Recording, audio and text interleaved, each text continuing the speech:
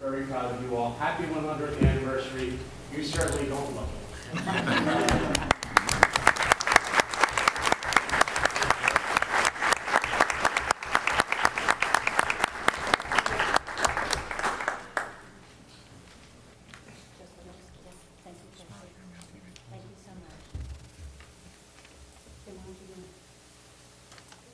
Thank you very much, and again, congratulations. Really good work.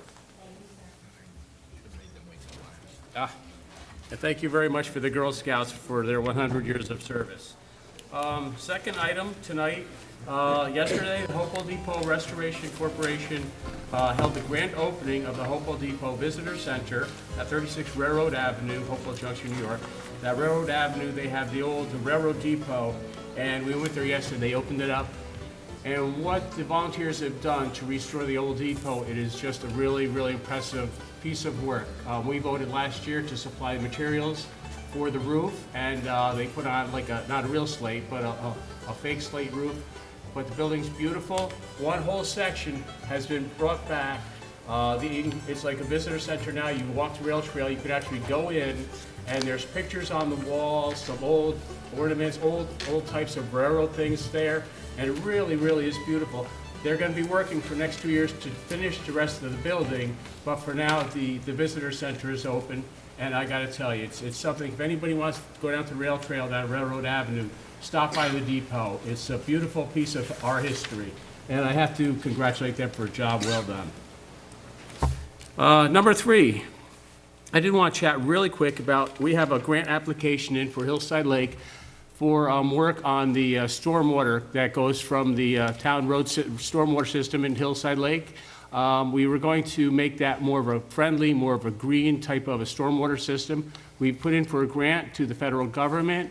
We have support from Senator Saland. We have support from DEC, and we're working along with our engineers to make this grant happen. We're cautiously optimistic. The grant is due to be put in, I believe, early June. What we have done, and Councilwoman Walker and Councilman Cassie sat down with the engineers last week, and they'd like to go further along and start going for the permits, starting to apply for the DC permits. Certain things they can do while the grant is pending. So they both met with the engineers, and I've met with the engineers on several occasions, and we're going tonight to pass a resolution to authorize the spending of $18,000 to get these permits. This will also solidify our application for this Green Innovation Grant Program from the federal government. So I'm very proud that this project is moving ahead. And as I said, we're cautiously optimistic. And if we are successful with this grant, we will have a presentation here with the engineers to show the people in Hillside Lake what the plan is. And this is only the first step of the plan that we see as the long-term solution to helping fix the Hillside Lake problem. So very proud of that, and look forward to keeping that grant on track. I have a lot of announcements tonight. Dutchess County awarded the town of East Fishkill the Environmental Steward Award last week for outstanding local environmental stewardship to protect the natural resources of Dutchess County. Cornell Cooperative gave us this award in cooperation with the Kerry Institute, and it's for putting the salt spreaders, the computerized salt spreaders, on our highway sanders. What that has done is allowed us to know how much salt we're putting down, and we've gotten, I think you see the roads are clear, but we don't have those big swaths of white salt. It's helped cut our costs for buying salt. It saved us on salt in the wintertime. And also, we brought one of our trucks up to Arlington Junior High School, or is it high school or junior high school? It's high school, isn't it? Arlington High School. Went up to Arlington High School, and a group of kids came out, looked at the truck, and they actually wrote a report on it, and they got a grant. They were awarded a $10,000 grant for their work on solving the salt solution. So it's been a great project for us, putting computers on salt trucks, and we were recognized last week by Cornell Cooperative. Just a couple more things. Monday night, there will be a forum on underage drinking. It's not just a youth issue, adults can prevent it. It's going to be held here at the East Fishkill Town Hall, Monday night at 7 p.m., and it's presented by the Council on Addiction Prevention and Education. So that's something that we would like to see if we can help Educate parents and families, this is a good place to do it. And last but not least, Arbor Day celebration. Town of East Fishkill, we will be holding it at the East Fishkill Community Center on Route 82, and it will start at 10 a.m. There's going to be demonstrations, lectures, and activities, and they did say dress for planting, we will supply the shovels. So hopefully Saturday will be a nice day for Arbor Day, and everybody is invited to attend. That's it for my announcements. With that, Madam Clerk, will you call the roll? Councilperson Walker? Present. Councilperson Cassidy? Present. Councilperson Banky? Present. Councilperson Del Sandro? Present. Supervisor Heckman? Present. Thank you, Madam Clerk. The board has provided minutes of the March 22nd, 2012 meeting. Madam Clerk, have there been any changes, additions, or deletions? No, there hasn't. There have not. With that, do I have a motion to approve the minutes for March 22, 2012? So moved. Do I have a second? Second. All those in favor say aye. Aye. Aye. Opposed? Motion carried. Thank you. The minutes have been approved. Next on the agenda is public comments on agenda items only. Is there anybody in the audience who would like to speak on any item on the agenda? Please come forward. Yes, ma'am. I'll start. My name is Kelly Lingard. I'm a resident here in Hopewell Junction. And I know several of my friends and neighbors are here from the Stone Ridge development, and we're Okay. here to defend and ask that the town not approve their request to rezone lots that are currently listed as residential lots in our neighborhood to commercial properties. My goal has been to understand if there's a logical and defendable case for this change based on the values of this community and as put forth in the plan approved by this council. I've looked at the East Fishkill Comprehensive Plan, and I'm considering the goal, supporting the goal of making East Fishkill a great place to live. So with that question, I need to understand if there's a good case for this rezoning. Some facts that I found about the current state of the city is that within a half a mile of where the proposed rezoning is, there's greater than 10,000 square feet of available commercial space. Within 2 miles of that location, there's 36.7 thousand commercial square feet available as well. So there's plenty available. We know what happens when we have too much real estate on the market. Prices go down. We have a lot of vacancy in the town. I don't think that's what the city wants. As of the published date of the current East Fishkill Comprehensive Plan, commercial land use in Hopewell Junction was growing at the rate of 2.5 times of residential land use. Again, Excuse me, when was it growing at 2.5 times residential land the use? publication date, or the current publication of the comprehensive plan Yeah. gives the statistics on growth of residential versus commercial. Okay, I'm just curious. I think residential in the town of East Fishkill, somewhere around 86% of the town is zoned residential, and a small portion of it is industrial, and the rest is commercial. So, I mean, it's growth rate. It's although not you might say percentage. it's the growth rate, Growth I'd just rate, like to not clarify that there is a lot of it is zoned residential. I don't disagree. That's why we moved here. That's Okay. why we all chose this community, because of the percentage. I would like to not see commercial outpace residential Okay. so that those percentages significantly shift. The East Fishkill Master Plan mentions the importance of preserving views more than 21 times. And I'd also like to reference what the state of New York has published as the zoning and comprehensive plan written by the governor of New York. It defines undesired land use as a nuisance, and it clarifies that that doesn't mean that the property itself is necessarily a nuisance, but that the inappropriate placement of a property that may be good in the wrong spot itself is considered a nuisance. So to quote the plan as it's speaking about the right of a zoning board to decline a request for rezoning, it says the following. The question whether the power exists to forbid the erection of a building of a particular kind or for a particular use, like the question whether a particular thing is a nuisance, is to be determined not by an abstract consideration of the building or of the thing considered apart, but by considering it in connection with the circumstances and the locality. Nuisance may merely be the right thing in the wrong place, like a pig in a parlor instead of a barnyard. I believe my neighbors would agree with me in considering a commercial property within our neighborhood as a nuisance. So again, I referenced the 21 statements in the East Fishkill Comprehensive Plan. Let me read some of those to you. The results of the master plan survey and comments at the public workshop indicate that potential growth should be managed to minimize potential adverse impacts such as traffic, views, design, and environment. In housing goals, it says subdivision regulations shall provide greater design standards, offer a variety of housing types, and preserve scenic views. The purpose of a cluster subdivision is to allow flexibility of design in order to preserve and protect the scenic and natural resources of the land. Frequently, the scenic and natural resources of the land, such as woodlands, slopes, and wetlands, help define the character of the community. Design shall be a consideration of the cluster ordinance. Good site planning and design can create a livable and attractive housing development. Potential development areas, views, lot layouts, roads, driveways need to be considered. By connecting aesthetics, scale, density, and site planning with the new development, this plan strives to accommodate future growth while preserving the attributes and characteristics that attract people and businesses to the East Fishkill community. The comprehensive plan recommends well-designed subdivisions that promote a sense of community while also meeting other needs such as privacy. What does the plan say about commercial property? In section 8.0 on centers, it says to maintain community identity and to prevent strip development, community retail services should be concentrated in centers. At convenient locations, industrial major office development should be concentrated in discrete, marketable areas. Shopping and office goals.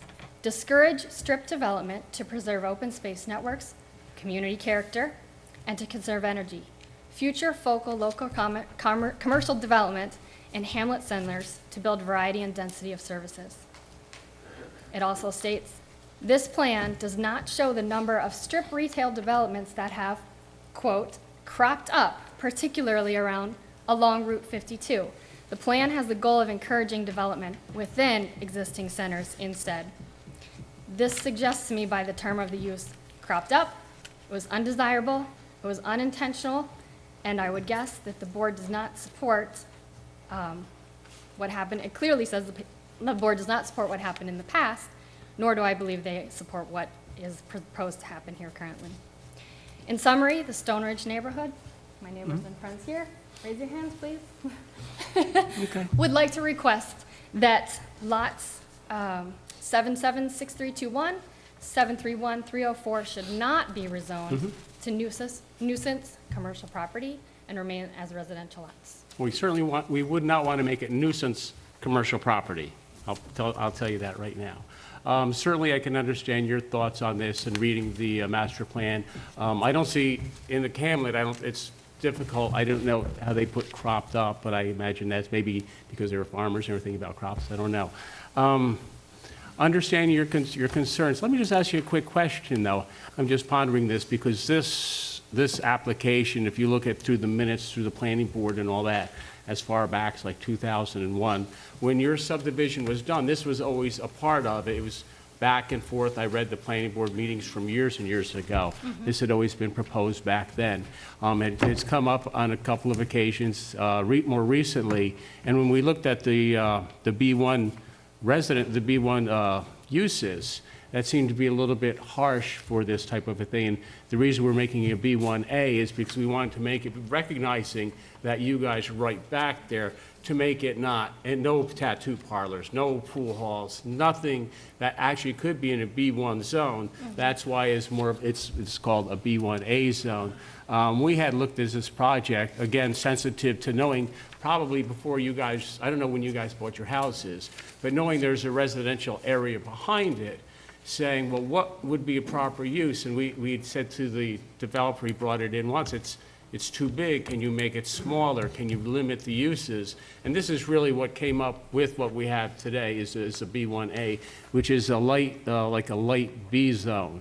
I do think that Route 52 corridor is going to be a bustling corridor anyway. I mean, I think that is a New York State road, but I would like to see if anything was done here to be done in concert with your subdivision. Now, you said you don't want this in the subdivision. And is that how this thing is laid out, that it's actually going to be in your, the subdivision has a road right through it? Technically, it's in our subdivision, and in Yeah. order to address that proposal is actually to move the entrance of our subdivision back, to redefine the subdivision. So by definition, Mm-hmm. Yeah. yes, it is. It'll be, and this is not a planning board meeting, obviously. This is only the first step to allow such a thing to be pursued through the planning process, to allow this to even go to the next step. I'm sure when the planning board would look at this, there would be buffers installed and all these types of things to be sure to separate the residential from the commercial. I mean, that's what I would imagine, because I would assume that anybody who bought the properties would certainly want to maintain the residential back there.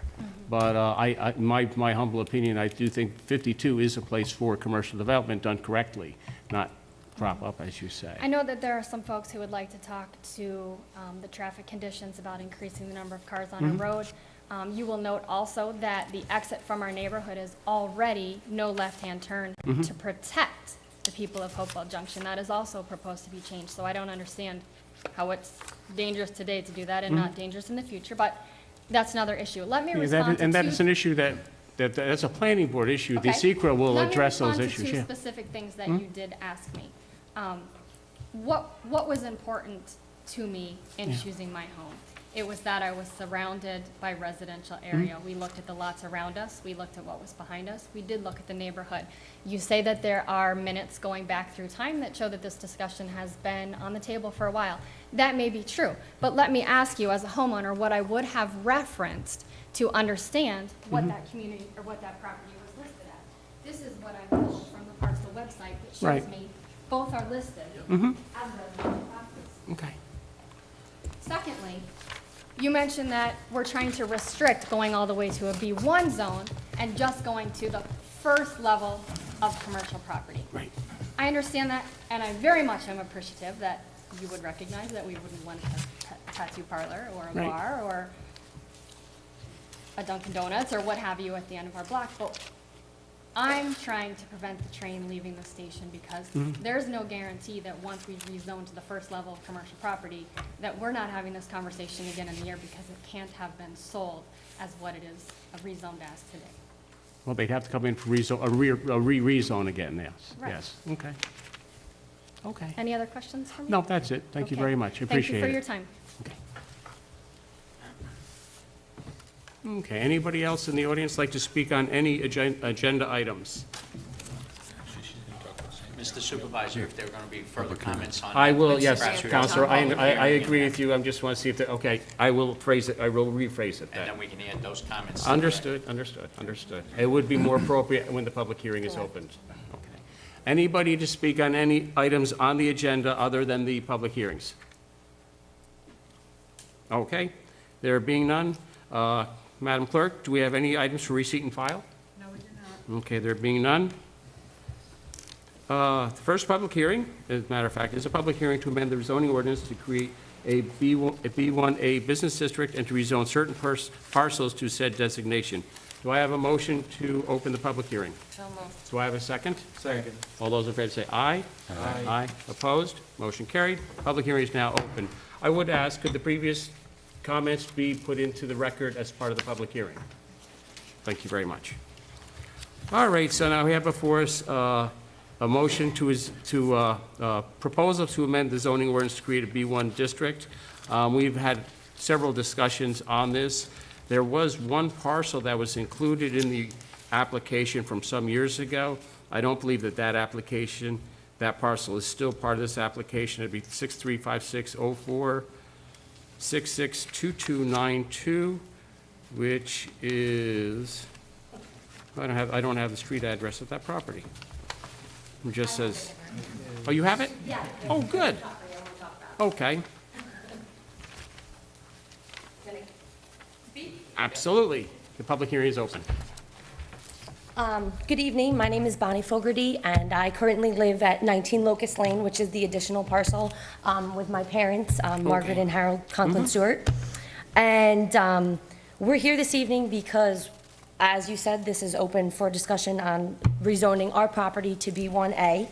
My mom did send a letter this week to the board regarding this issue, and the fact that we do not want to be rezoned B1A. Originally, in 2008, she did send a letter along with this petition that we were going to be rezoned B1. Our property is not adjacent to those Stone Ridge properties. We are adjacent to the Archway Plaza, which is currently already zoned a B1. We have over 340 feet of frontage on 52. We have a traffic light. We have 900 feet deep. We own over 6 acres on the property. And if the zoning is open, we do not want to be B1A. If we're rezoned, we want to be B1. You just said that 52 is a bustling, heavy-duty area for commercial use, and if we are included in this, we do not want to be B1A. We want to be B1. Okay, very good, thank you. Thank you. I think for the record, the property has been removed from the application of the B1A. My name is Walt Finnerman. I'm a Prudential commercial real estate broker over here in Hopewell. And I'm here because I have represented the owner of the so-called tax map parcel known as Conklin over the years. And as you know, it's zoned residential. The problem with the site, I should say, or the situation is times have changed. Over the years, that property was perfect as a residential house. A lot of farmland in Hopewell I'm sorry. Junction. Yes? You said you represent Conklin, Yes, okay, yes. which is in it, so It's not part of this application. it's not part of it. Well, it is, it is. I think we just agreed that Well, it was well- not being a part of this application. I believe the property owner just said they did not want to be rezoned to a B1A, No, correct? but you want to be zoned B1. But that's not before us That's not the- tonight. That's not the topic on the table tonight. You can't consider, No. no? Thank you. Anybody else would like to speak on the proposed zoning change?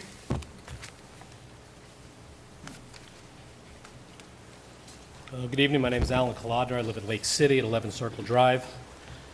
Before you approve or move forward with this application, there are flooding issues that are taking place in Lake City due to the board or town's inaction on solving water and flood problems due to the Stone Ridge development that have yet to be corrected.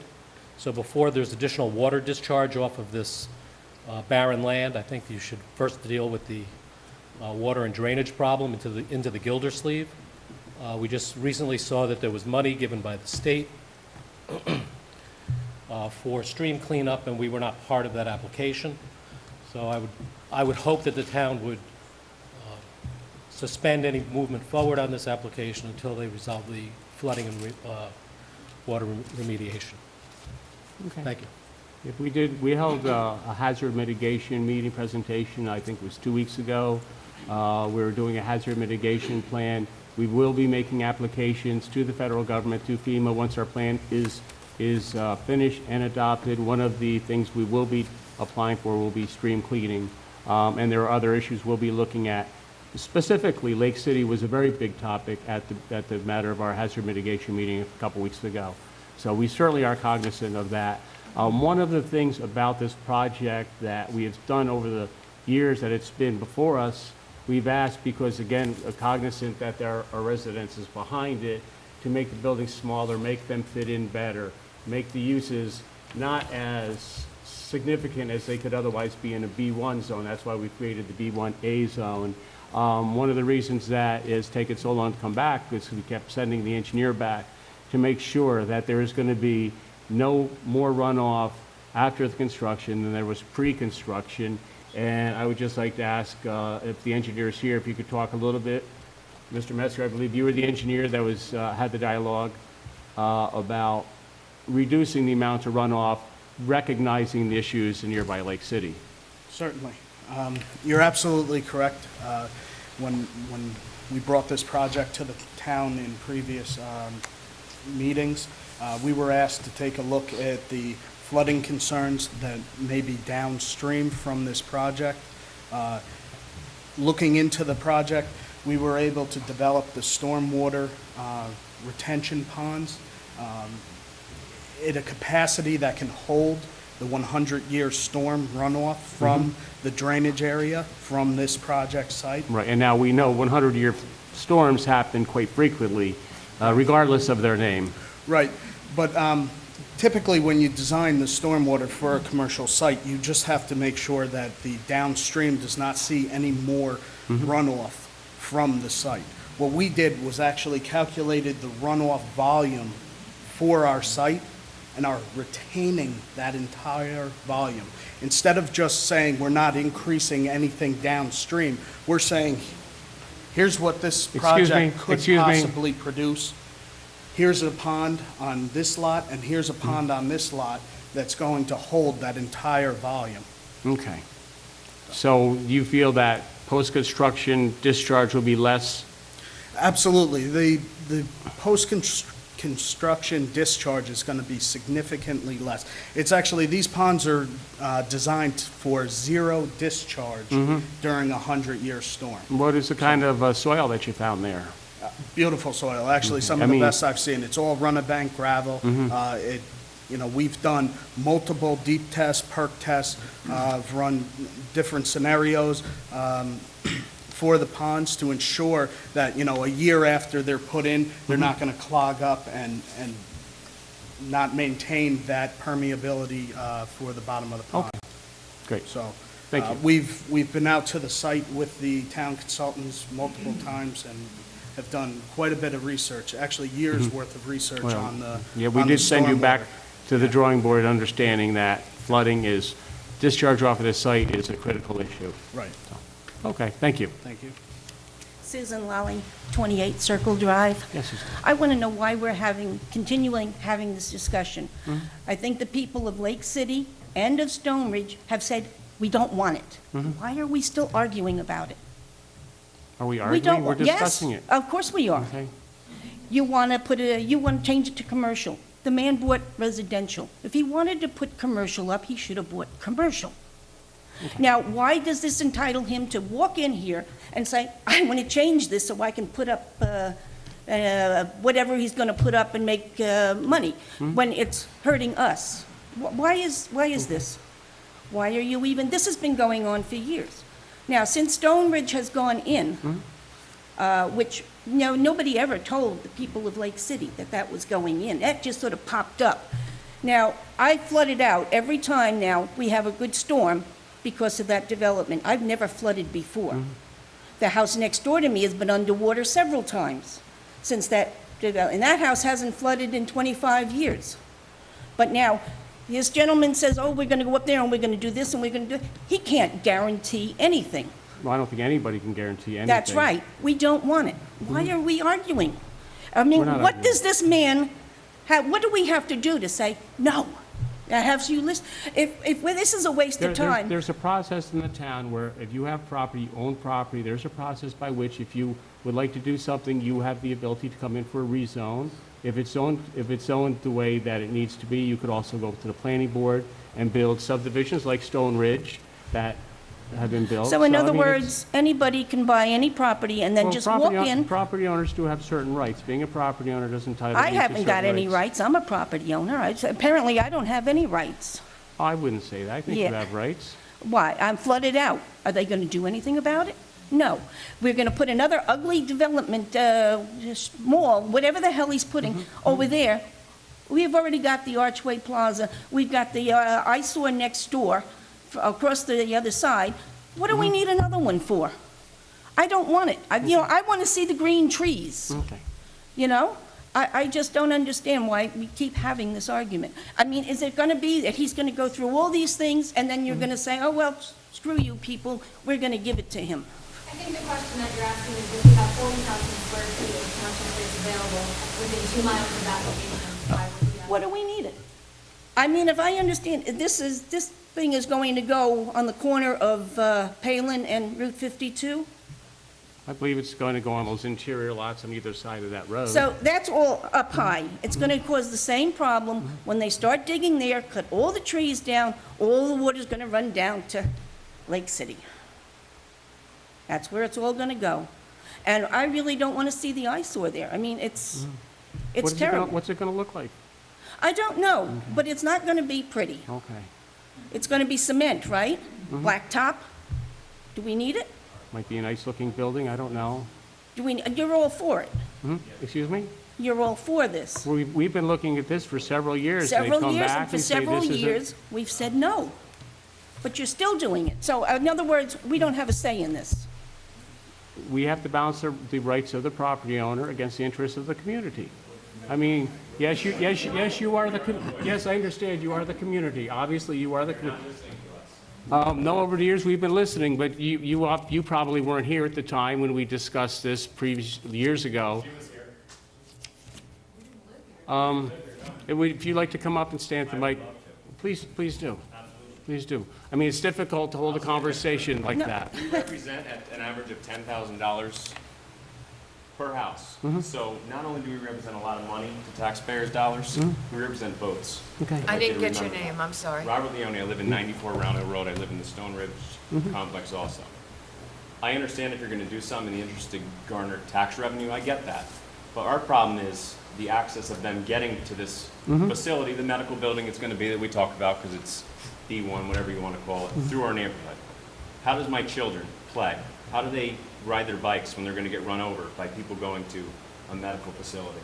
It's unfair, and you're not listening to us. And it almost feels like for me as a taxpayer and a citizen and a community, and she pointed out it's a great place to live in East Fishkill. If it's such a great place, you're not listening to what we're saying. You're putting the interest of one person and their taxpayer revenue, which may be $100,000, against all of our taxpayer revenue and our votes. It's unfair. Well, it would be nice if it was that easy. I would just say, well, this is 100,000, that's 50,000, and this is the way it goes. Well, we try to consider everything. I mean, as I say, property owners have rights.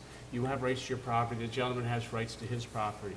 Trying to work things out. If it doesn't work out, I mean, I'd like to see things work out for everybody. Let me just ask you a question. If the road didn't go through this, the street didn't go through this commercial to your property, if there was another I access. think a lot of people would be, if there was only access off of 52 and Palin Road and not through our development, I think a lot of us wouldn't be as frustrated. But the problem is there's access through our neighborhood Okay, and if that was to change, would that on address, existing roads. would that address? A lot of it would address the This concerns. If it was a gentleman is dead up end, it would right now. address our concerns. Okay, that might be something that the planning board could take a look at. But you know, a lot of this is, I can see from inflection, the way you side with this, it's almost like you don't want to hear what we have to say. You already have made your decision as a board on what you want to do with the property and where you're going with this, and I feel that's unfair, and I feel like you aren't listening, and that's what her frustration is. You don't listen to That's anything it. she says. You're not listening to They're me. not listening. She put out a plan that was very well laid out, and I don't speak on that. I speak out of, frustration with my community. Okay, you've only been, I mean, but we've only spoken, what, for a couple minutes now? I can infer from the way you come across and where your mindset is and where you want to go. Could I just point out that there is no plan that's been before the board? This is merely, not merely, but this is the zoning phase of it. The applicant who's petitioned for the zoning change may be showing a generic layout or whatever like that, but that's not before the town But if board we tonight, approve right? this, it could It change opens- to- it's it the could- first it opens the step. door. Yes, It could you're change to B1 and it opens the door, and then we don't have a say. I'm not when we disagreeing, talk but I about don't that. want to say that, there's any plan being put forward by the town board. Well, if This there is- was a plan, I think that it would be easier and you wouldn't have as much frustration on our behalf because we're worried on what's going to happen in our community Of course. with getting flooded and people driving through a neighborhood. I mean, have you ever heard of such a thing, of driving through a neighborhood to get to a complex? I've driven all through East Fishkill. I lived here my whole entire life. I went to John Jay High School. I lived and worked my whole life to live in this neighborhood, and you're going to impede my ability to live and my children's ability to play and to ride their bike by putting, a complex in front in a residential area. Over money to me, it seems like. That's what it seems like. It seems like taxpayers' revenue. Can I ask, who is the owner of this property? Gentleman right there. Mr. DiDio. Okay, And you who lives bought- on Palin wait a Road? sec. You bought residential property. Now you want to change it. Excuse me, I don't think that you should be addressing the They'll see. person that's making the Okay, application. he bought residential property. Now, did he buy that with the idea, you said this has been going on since before Stone Ridge went in. Why wasn't it changed before Stone Ridge went in? I can't speak to that. I've Well- just seen the minutes from the planning board and the minutes from the Old Town Board back then. Okay, I I don't mean, the know. last meeting we had here, we went through this whole same thing. Mm-hmm. We're just repeating ourselves, and you're still pushing this. the meeting. I mean, what does he have that the rest of the community doesn't? I might What add, is I might this? just point out that any property owner has the right to file a petition with the town to seek a public hearing and have the town board to hear comment to consider amending the zoning ordinance. So what do we do as citizens Well, to you're fight this? speaking, you're making that known to I the town. am, but I feel like it's falling on deaf ears. Well, right. that's your, this is the public hearing that the town board hears comments about the proposal that's before. Mrs. Lally, you were in the last time. Oh, yes. Please, the last time you were in, I think that a lot of people from Lake City come because of the flooding issues, correct? Yes. That was what it was about flooding. When the application was discussed, You will we sent remember them. that. There were several of us here who said, build your residential houses, no commercial. And residential wouldn't contribute to flooding. That's, the whole development continues to But flood. residential wouldn't contribute to flooding? It doesn't matter, okay? Okay. Because all the other residents, every time a house goes up in there, we flood more. Okay. Okay? So- So, he bought residential, let him build his residential. That's it. I don't understand, why are you backing him more than the community? I would just like to. I agree. If If I I may- could speak for a moment, okay? I think everybody, this is part of the public hearing when people should speak, and that's what we're trying to do. We haven't made our mind up, that's why it's called a public hearing. The gentleman was before us a number of years ago. The town board at that time listened to the residents of Lake City, and we ourselves were very concerned about the possibility, whether it be commercial or residential, about if something was built on that property, what the water runoff would be, and what would happen to the residents of Lake City. They hired an engineer. The engineer just told you, according to what his calculations are, that they are going to do 2 retention ponds, okay? In order that there be 0 runoff and 0 discharge from, okay, just let me finish, okay? Discharge, okay? We listened to the people of Lake City. We said to the developer, you have to come back and prove to us that there will be no flooding, okay, from that development. It's not as though I don't believe that possibly some of that development has resulted in further water discharge to Lake City, okay? We've never proven that, okay? But I'm gonna believe you on that. So, I think what you have to do is we're open to that. We listened to you. The developer spent, I would believe, quite a bit of money on finding out what the water discharge is, okay? So, to state we've already made up our minds is not correct. That's why we're having a public hearing right now. Okay, what do we have to do to have you make up your minds that we don't want it? Well, how it goes is right now, the young lady spoke, this gentleman is speaking, you spoke, we take notes, we listen. I'm sure the developer is going to give up. But now, the last meeting I'm we not had, finished same thing, you Mrs. Lally, supposedly would you let- listened, would you let but you're not Councilman again. finish? Just go ahead and speak openly. No, I'm very upset about this, because we went through this the whole last meeting, and you specifically said to us you would keep us informed, sending us letters. I've never gotten a letter. In fact, this whole hearing was not advertised, we weren't told about it like we were supposed to be. If you This didn't see wasn't- that little sign with the wasn't this- little writing on it, you would never know about it. Well, that we tell them that we make them put those signs out. I can't imagine this wasn't public notice. The problem is this is business to you and this is our lives. You're Yeah. have it in your hands. This is our lives. We understand that. It's And if you business didn't come to and you. say that this. My children's life. Understood. And if you didn't come and say that the traffic is going to devastate your life, then I wouldn't It's realize. going to devastate my life. Okay, and that's fine. And these are the things that we need to know. This is why we need to know. Mrs. Lawley was here probably 3 years ago with the issues with the flooding. We recognize that flooding is an issue. You say build residential, that's not going to, that flooding doesn't bother us, but don't build commercial. He's entitled to No, I build know. residential. But we It was take all already these- zoned residential. We can't take do these things anything all about into that. account to try to address everybody's Okay, can issues. he absolutely positively guarantee that this won't be an eyesore that's gonna flood more? He says, well, we're gonna put this and we're gonna put that. Is that definitely, absolutely? Why can't the rest of Stone Ridge do it then? Well, the rest of Stone Ridge has been built already. Yeah, well, We're it's trying still to look at being things built. to be more and every- proactive. That's why we sent them back with the drainage, to look at the drainage, to be more proactive, to make sure it doesn't impact your neighborhood. Okay. I I have a ask? question, Mr. Hickman. What is the plan then for traffic going through our neighborhood?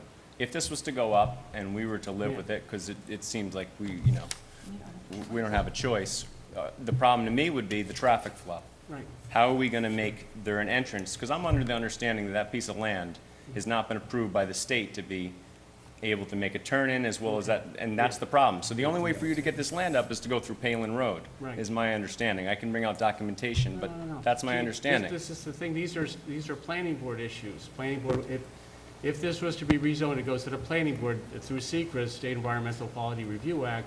They take into account flooding, runoff, traffic, all those conditions are addressed by the planning board. This only allows this concept to move forward. That's all this does. And that's why we've actually made the thing smaller. That's why we've restricted the uses to try to be like a. You have done that, and we appreciate the fact that it was going to be 2 medical facilities rather than the other things. 3. I'm sorry, 3. But the problem still is the traffic flow. Yeah. If you No, were to make it that's a good. dead end and have a traffic flow, but because you can't get approval from the state to pull in from 52, you want to do it to us because you own the land on the town of Palin Road to go through our neighborhood. I'm sorry, I don't own, You represent the town that owns the the town land. owns the strip on Palin Road. Correct. Okay, thank you. That was all done by the planning board again. Those are planning board issues. The planning board. So you I can't get believe- approval from the state, though. No, but the planning board, I believe, when they did the Stone Ridge, did some kind of a strip along there, I forget what it was. Yeah, that's a planning board issue, so that's why when you say that we have a strip, that was the planning board did that, so, okay, no, understood. There's a But I think planning board it's good did to Stone understand. Ridge. I'm sorry, there's, the planning board It- did Stone Ridge. They didn't do any plan about us. They It's- just put them in. It's good to understand your concerns, as I say, that's a planning board issue, it's something I would like to consider further before we move on this. I would appreciate that because I think we've made it quite clear. Last time we had a meeting and this time, we don't want it. I mean, we can't stop him from building residential because it's residentially zoned. But we don't But want commercial. If there was if he built residential, they're still putting a building, right? That's right. So there But it's was- not an eyesore and it's not a big traffic problem. Okay. And, No, I think traffic is, I mean, it's just not. The property, you know, because I just resented, I can't get my property changed. Okay, I can put all the applications in that I want, but it's not gonna do a damn bit of good. So, I mean, that's very nice, he wants to be, he should have bought commercial property. That's all. I mean, if he bought the property with the idea, oh, they're gonna just come and change it to commercial, and then that's wrong completely. That is completely wrong. I mean, I'd like my property changed from residential to agricultural, but nobody's gonna do it. I can sit here and write letters and petitions and do my blue in the face. It's not gonna happen. there are Okay. certain standards that apply. But it's, you know, he can say, okay, we're gonna do this, we're gonna do that, but that's subject to change. You know that as well as I do. You can see that from over on Fishkill Hook Road, with they wanna put a gas station in. That plan has changed so many times. Fishkill Hook Road, where are they putting in the gas station? I think we should The limit, general not, store. let's not talk about Fishkill Hill Cook Road. Yeah, that was an Let's just application move from many years ago. on. Thank you, Okay. Mr. How you Lally, I think doing? we get your. My name is point. Kamal Jamal. I live on Kamal. 89 Round Hill Road. Yeah. And I'd just like you to consider that there is no left-hand turn leaving Stone Ridge onto 52, and there's no left-hand turn going into Stone Ridge from 52. I'm sure you're aware of that. But on the plans, it opens it up. Considering IBM or whatever that facility is, and the high school right there, rush hour, has any one of you guys stepped up and got a chance to see what it's like when 2 high school students are going to rush out and race to see who gets to the bagel shop first, when we have these children playing in the streets? I myself almost got ran over twice. My wife was almost run over. My children play every day. So I'm going to leave this in your hands because no engineer is going to be able to tell me if something happens to these kids. Sorry about your flooding. Hi, my name is Dan Capiello. I live on McEwen Terrace. My concern is the flooding. My backyard floods every year now. I'm living there 20 years, it never did it. Right. And it stays. It's not where it comes and there a week. It stays for a month or two. I've been putting seeds down every year now, because the water comes, it never came before until Stone Ridge came up. And these pools that this fellow's talking about, when the water level goes up, there's a pipe there that leads into Circle Drive.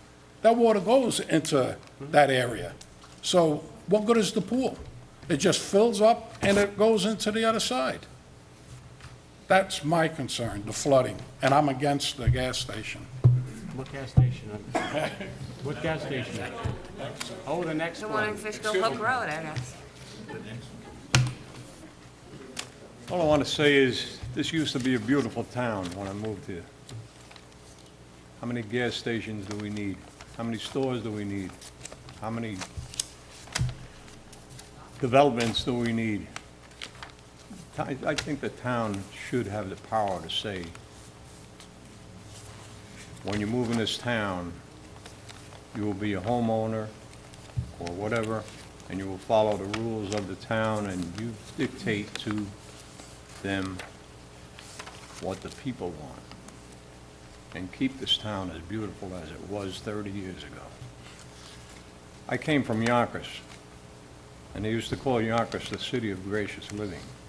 They destroyed it. They built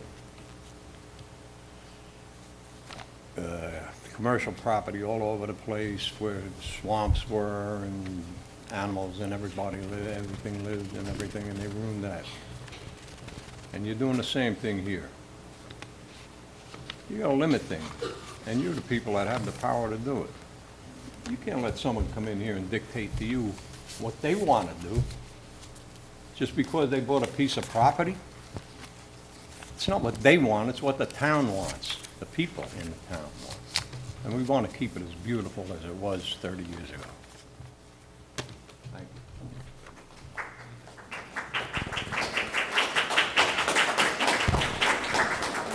Hi, my name's Harold Stewart, okay, and I live at that other property that they said that they took off their list.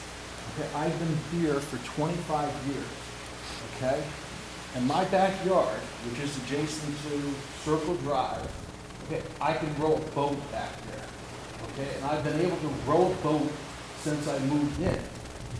And I'll tell you what, that this water that's coming off the property over there supposedly is not that, okay? You have to follow stream all the way back up, okay, to like Phillips Drive, okay? Everything that is feeding the Wackender's Creek is what's flooding you.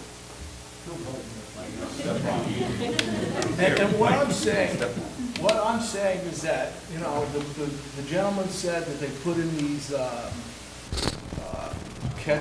Retention okay? ponds. Well, I seen them fill up and I seen them recede, okay? And it never reached my backyard, okay? It goes down into the aquifer. I think, you know, you're fighting the wrong person.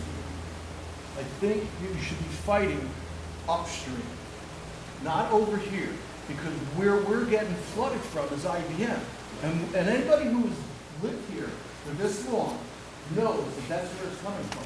I'm gonna tell you what, man, okay? Every time it rains, every time that it just starts sprinkling, all of a sudden my backyard's filled up. You know why? Sir. Because Sir, because the sir, EPA excuse me, ma'am. the Please, EPA please says- address the board, ma'am. He's I'm sorry, addressing the I'm board. sorry. The EPA or whomever says to IBM that you can release. And this is what happens. You know, they release. And it has nothing to do with our neighbor. It has to do with across the street. Okay, if you go over there and drive around and see the blacktop that's over there, then you'll realize how much water is being discharged into my backyard. And if you want to come over and fish with your boat, probably a motor boat, because, you know, it gets deep enough. You know, I just wanted to add my 2 cents, because I feel that this project has been addressing the issue of the runoff. And, you know, beating up on this project here is a little absurd. Thank you. I appreciate that, thank you. Yes, sir. Good evening.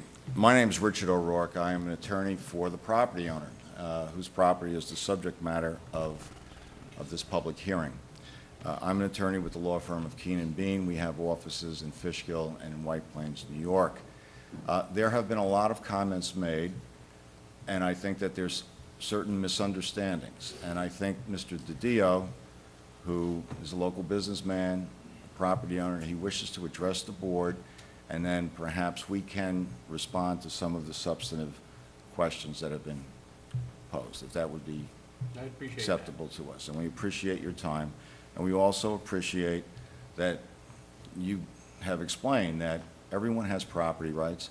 One of the most fundamental rights of this country is the right to petition government, and that's what we did. So, John, did you want to say a few words, and then? I'm not a professional, so I'm just going to wing it. Okay? I just wanted to get a couple of things squared away. We did have a meeting. We put letters on everybody's mailbox, April 10th at Arbor Ridge. We only had a handful of people show up, so just a couple of quick points. I don't want anybody to think that we came behind anybody's back. This project went in front of the town in 2001. We proposed residential with commercial in the front in 2001. The unanimous vote of the town board picked commercial in the front because it was the proper use, okay? We've done everything possible to concerns of the residents of Lake City. Statistically, factually, it's impossible for water to leave the site after we get done doing what we're gonna do. You could discuss, you can get your own engineer. We've had our engineer do it. We've consulted with the town engineer and the town's consulting engineer. As far as traffic goes, we had a meeting and we got conceptual approval from, we had a meeting with our traffic consultant, a member from the planning board, the DOT and the county, all at the same time. We showed them what we wanted to do. We got conceptual approval from both of them to do what we want to do. And the idea is to direct traffic not to go through the subdivision. At the April 10th meeting is when it was first brought to our attention, you guys have a problem with traffic.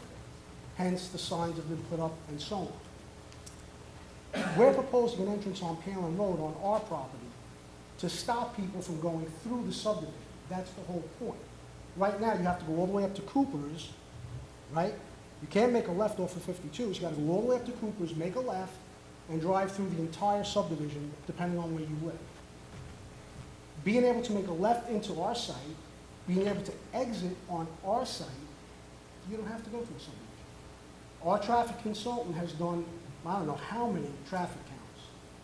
That's the whole idea, okay? I was gonna move it to Stone Ridge, okay? I live across Palin Road. I was gonna move it. My wife almost killed me because it's across the street. So we took that into concerns as if I was living there. The list that you see of restricted uses, when we first came in front of the town, they asked me for two things. No arcade, no tattoo parlors, for whatever reason. That list came, I actually drove down 52, drove up 9, and flicked through the yellow pages. I picked everything I could find that I would want there if I lived there. Can I ask you a question? Sure. In the deeds for Stone Ridge, does it say anything about allowing modulars or not? Just out of curiosity, I'm not sure. You can allow I'd say modulars, no, 'cause I think- in the deed it says no modulars allowed, but for some reason it just came up, so what makes you No. think that, respectfully? Sure. Is there going to be a parking lot that you can get to from Cooper's to Round Hill Road? That's my concern. You lost me. You're telling me that there's going to be an access from Palin Road and from 52 to go into these buildings. Is there going to be a way for people to get to the buildings from Cooper's to Round Hill Road to get to the parking lot? You could come down Round Hill Road as if you get an exit on 52, and then you would turn into those parking lots. Allows more people to traffic That's the into problem. our I'm sorry? neighborhoods. Yeah, they can Well, come no, up that's, Palin if it's busy on. right, that's Palin, the whole it's backed idea, up, is to it's come down backed up. Palin Is Road. it gonna be lit up with lights, buildings, so that there's no vandalism? First, okay, first of all, Excuse me. If I may, I think, and perhaps if the questions are addressed to the board, and Yeah. we'll certainly respond, Well, I otherwise yeah, it'll be a free-for-all. absolutely. If I may, I think it's important, and we said this in the very beginning, I think Mr. Wood said it. What we have right now is a proposal for rezoning. the town board looked at it, recognized from all those other comments from years ago with Lake City, making sure that certain things were done before it reconsidered this, and then it Right. was the town board that came up, quite rightfully so, incorporating the things that voluntarily Mr. DiDio said, I don't want gas stations, I don't want all these uses. There's an enumeration of about 25 uses. He said, I don't want it. I'm a local businessman, I live across the street, I want to do a high-end, high-quality, professionally maintained, professionally landscaped site plan that is appropriate and is in keeping with the architectural integrity he's demonstrated by his own building, which is perhaps the nicest building you have in the hamlet. One of the things that I think is important for everyone to understand here now is that this process is a rezoning. It is not an approval. Insofar as what happens with respect to the architectural integrity of the building, in terms of what happens in terms of the traffic patterns. There are conceptual approvals that have been granted based upon empirical evidence and traffic counts done repeatedly, as well as a preeminent traffic engineering firm that is attempting to address the very issues that are of concern by way of traffic movements. One of the things that we discovered, and it was about 3 weeks ago or 2 weeks ago, we hosted a meeting. We invited all the Stone Ridge residents. Several of them did show up. We showed the elevations that are being planned. We talked about the traffic concerns. And the singular issue, and it's what you've heard again this evening, is traffic. And the traffic is not because of what we're doing. It's because of that road being used as a cut-through. Right. And the fact that high school students and others, I don't want to just say high school students, are using it as some kind of cut-through. Immediately upon learning of that, although Mr. DiDio doesn't own the subdivision, he put up the stop signs, children at play. Obviously, all of those comments have to be responded to. But that response comes during a site plan approval process, which we have to go through the public hearings, and we have to demonstrate that, in fact, all of those legitimate, fair comments and criticisms are properly addressed. So I think, quite frankly, as far as the flooding issue is concerned, we heard it loud and clear. The engineers have examined this. I am certainly no engineer. There were 3 different engineers, independent. One might say ours was biased. Those figures were recalculated, demonstrated, examined. The conclusion was this will actually reduce the runoff. That's all we can say. That's all we can say. With respect to the traffic, and that's, of course, if we're prepared, if we can go forward with this project. Insofar as the traffic is concerned, our traffic engineer is here. We can talk about that. But that's certainly something that will be examined minutely. And there was no secret here. You have, unlike many other municipalities, you now require signage to be put on property being rezoned. That is something that is not uniform throughout this region. We did that. It was properly advertised in the newspaper. It's been published on your agenda on the website. We're not hiding anything. We never have hid anything. We have a local man who has this property. He has a right to have his petition heard, and the public certainly has a right to comment, so long as we stick to the facts. Yep. And that's all. Thank you very much. Now, we have our engineer here, and if there are questions that the town board would like Yeah. to have us answer specifically this evening, we'll try our very, very best. I appreciate And we that. will. Thank you. Thank you. May I ask you a question? No, I know you can ask the board a question. Traffic is certainly an issue, as you've heard, one of many concerns. But it's not the singular issue as he characterized. And so I would like to have him comment, if you would ask him, about how the rezoning complements and stays within the bounds of the East Fishkill Comprehensive Plan, which, as we know, is the document, the decisive document, the governing document by which decisions should be made for these types of decisions, and clearly states, as I said before, was voted in by this board and the members of the community with high priority placed on the privacy and the views and the rights of homeowners. So regardless of the issues of traffic and lighting and water, and I'm sure we could go on, how does rezoning to commercial property complement and support the goals of the comprehensive plan? Well, I don't think that's really something that that gentleman needs to answer, but I would say a comprehensive master plan is not an end-all document. It's not just done and adopted, and that's cast in stone. A master plan is always evolving product that changes and is just a guide. It's a guide that we use. But what was the year on the master plan that you were quoting? 2002. Okay. Okay, thank you. Could we speak about could the traffic person? Yeah, I'd like to speak about traffic because that was never, in my mind, I didn't realize that the issue was there. Is traffic engineer here? Can't even drive through this town, let alone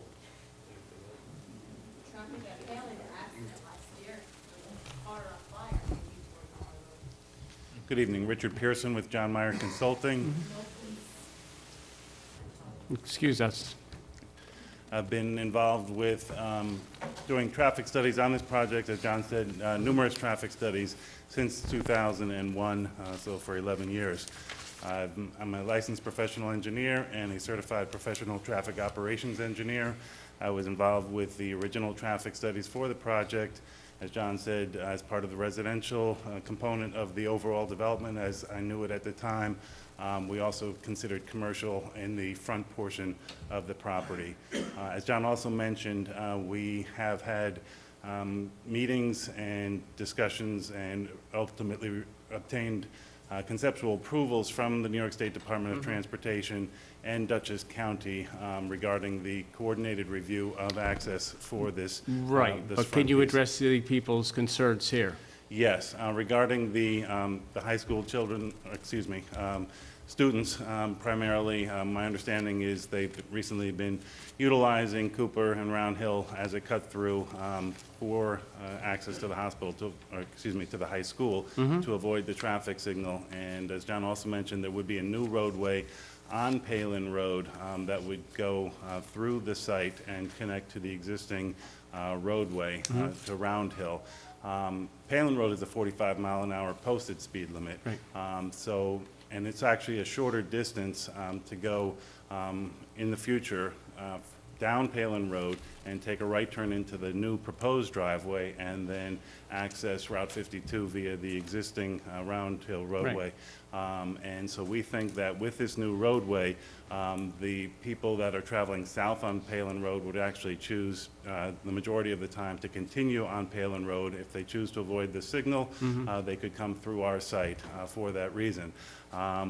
And then returning to the north, there is a proposed left turn lane that has been approved by the state DOT to allow access into the site, thereby not requiring vehicles to go through the traffic signal. But those vehicles would exit onto Palin Road, and if they're destined east on 52 or north on Palin Road, they would be able to exit the proposed driveway on Palin.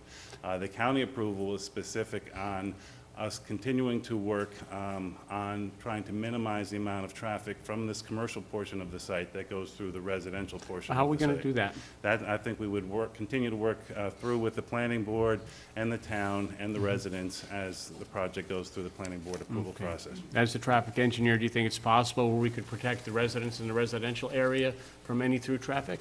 I can't say any, but I think we could minimize it, yes, and improve based on existing conditions. Okay.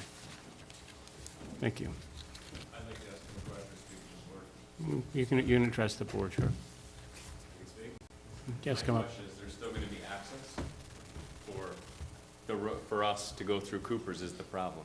Even though you're making another road to go accesses on Palin, there's still access. If you stop the access completely through our neighborhood, I think you wouldn't get as much frustration from me and from a lot of other people here. Would that be something that you could consider in the application We before would the planning board? consider that. I can't make a commitment No, at this time. obviously not, obviously not. It's something you would consider before the planning board, though? Yes. Okay.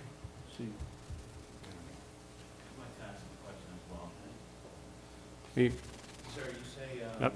Yeah, step forward, sir. you say that your plan is gonna help minimize traffic and everything to that corner. But when you're adding more commercial space to that corner, you're gonna be bringing in more traffic to that corner. So I just don't see how you're minimizing traffic and how you guys are gonna stop traffic from coming in from Cooper's into Round Hill. It just doesn't make sense when you're adding more commercial to a spot. It just doesn't make sense how you're gonna minimize it. I just don't see it. When I used the term minimize, that was regarding the cut-through traffic utilizing Cooper. As far as the additional traffic at, I believe what he's referring to as the corner is the intersection of 52 and Palin. We have analyzed that intersection on numerous occasions, and we've shown the projected additional volumes, which was actually based on a larger development at that time. And the New York State Department of Transportation and the county reviewed our projected volumes, and they did agree with our analysis, and that is where we developed the access configuration of the prohibiting left turns from Palin into the site, prohibiting left turns out of the site onto 52, and otherwise the other movements work to minimize the traffic going through the Route 52 Palin intersection. Okay, thank you. My name is Don Capone, and I live in Lake City since it was dirt roads, 52 years. Traffic is the concern of this gentleman. If you drive by IBM lots, they're empty. There's 4 million square feet of IBM, and those lots are full of cars. And coming out of Lake City, it's a daredevil treat to get out at quitting time and to get out when they're going to work. And as far as the water, that's been there a long, long time. Two things. Water does not flow uphill naturally, and you don't fool with Mother Nature. When she's ready, you get it all. You get dry today and 3 storms in a row. Thank you. Thank you.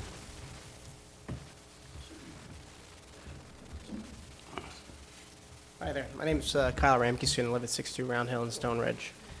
We've all addressed traffic. We all know it's a major problem, so I'm not going to cover that. But Stone Ridge is about, I'm going to guess, 50% completed. We all pay full taxes. We receive 0 services from the town.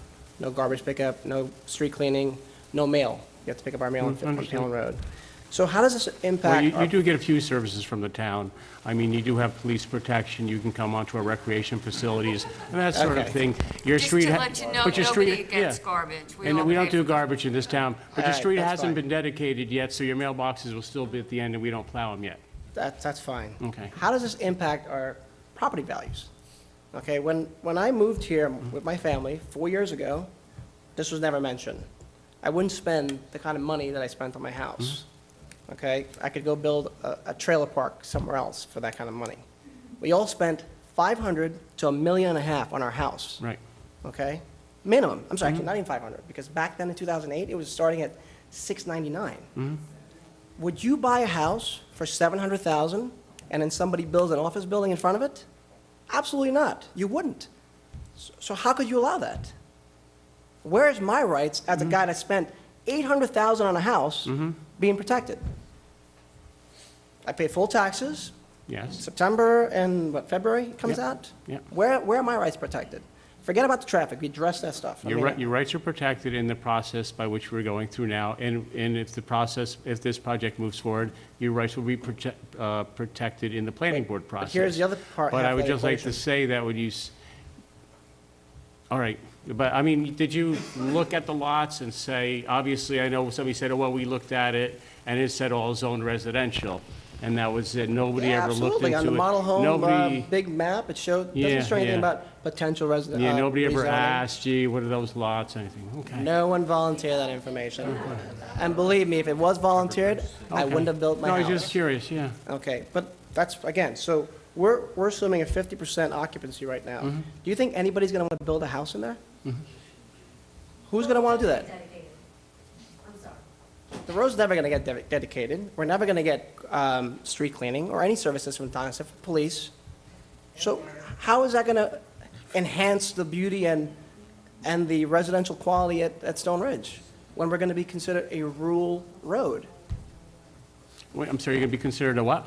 A rural road, Oh, right? that's not turned over to the town, correct? Exactly. Okay. So how does that help us by doing that? Because no one in their right mind is going to spend $500,000 and up Mm-hmm. to build a house when you have to drive through an office park. Okay. Again, it comes back to traffic, though. That, If, no, but wait, no, that's- all I'm saying. I'm not talking about traffic. No, but what I'm saying is if you say you have to drive through a commercial park to get to the house, nobody's going to build there. If it was a separate, let me just ask you this question, sir. yeah, If it was a separate residential area, would that be appropriate to people finishing the subdivision? I'm just asking you because nobody could really answer these questions. Well, I think they're two different things. If I'm going to a commercial office space like Westage off in Fishkill, I'm Yeah. going to a commercial Right. space.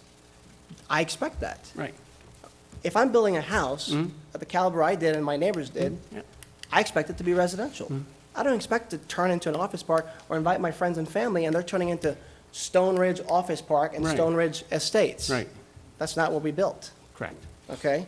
So, again, my question to you is, how does this plan protect us as homeowners and the value of our homes, even though it's plummeted? How does this encourage other homeowners to want to build homes there so that we come out of this non-dedicated road, okay? And again, I'm not going to beat up the traffic part to death, because traffic was 50% of my concern. The other 50% is the values of our home and getting to be part of this town that we moved here for. I moved here 4 years ago from Beacon because I didn't want that commercial nonsense. So now we build this beautiful house, and 4 years later, we see these signs going up about rezoning. It doesn't make any sense to me. Okay. Especially when you guys, I read all your minutes, by the way, going back from 2001. It's on your website. It's a wonderful thing to have archives. I saw the videos. Okay. So just like this young lady over here talked about, why does this thing keep coming up and up and up when nobody here wants it? Thank you. Thank you. Just like the gentleman said about the real estate market and the prices are plummeting, Right. just so you know, right behind one of our lots, the one with the pond on it, not the lot right behind it, but the next one, not a big house, 2,800 square feet, just sold with full knowledge of what's going next to him for $500,000. Okay. Okay? In addition, in front of every single lot that's available or was available Right. is a diagram of the whole subdivision with that lot that you're standing in front of highlighted, so you know where you are in reference to the subdivision. Our lots are on that map in a different color, on 52. They're clearly not part of the sub. I said a different color. Green, trees are green. Right. Well, I didn't make the signs. I'm just saying that, I'm just saying that, and just so you know, if we ever get through and we're able to do this, we wouldn't take down one tree that didn't have to come down. But the point I'm trying to make is, those lots were there. It's not like the developer, Kevin, who built the houses, cut the plan off at the first two lots. Well, he misled us with those signs. Very Well, misleading. I Your Honor, can't- those are visibly green with trees as greenlands. And they're both on the map that she showed you. Right. As residential lots. So why would you question a residential lot? No, it was that the lots, everybody's saying that they was part of the subdivision, and they were beating up on the builder. Those Isn't- lots were never part of Kevin's. The taxes are under. Okay, freeform okay, construction, okay. If I may not add. Understood. Thank you very much. May I ask Yeah. one thing? At the other meeting, they noted that you're gonna put an office building for our convenience, right? In our office building, doctor building. There's 75,000 square feet of medical office space available for $850,000 on 102 and 376. Okay. There's Westage Building. We have too many. Okay.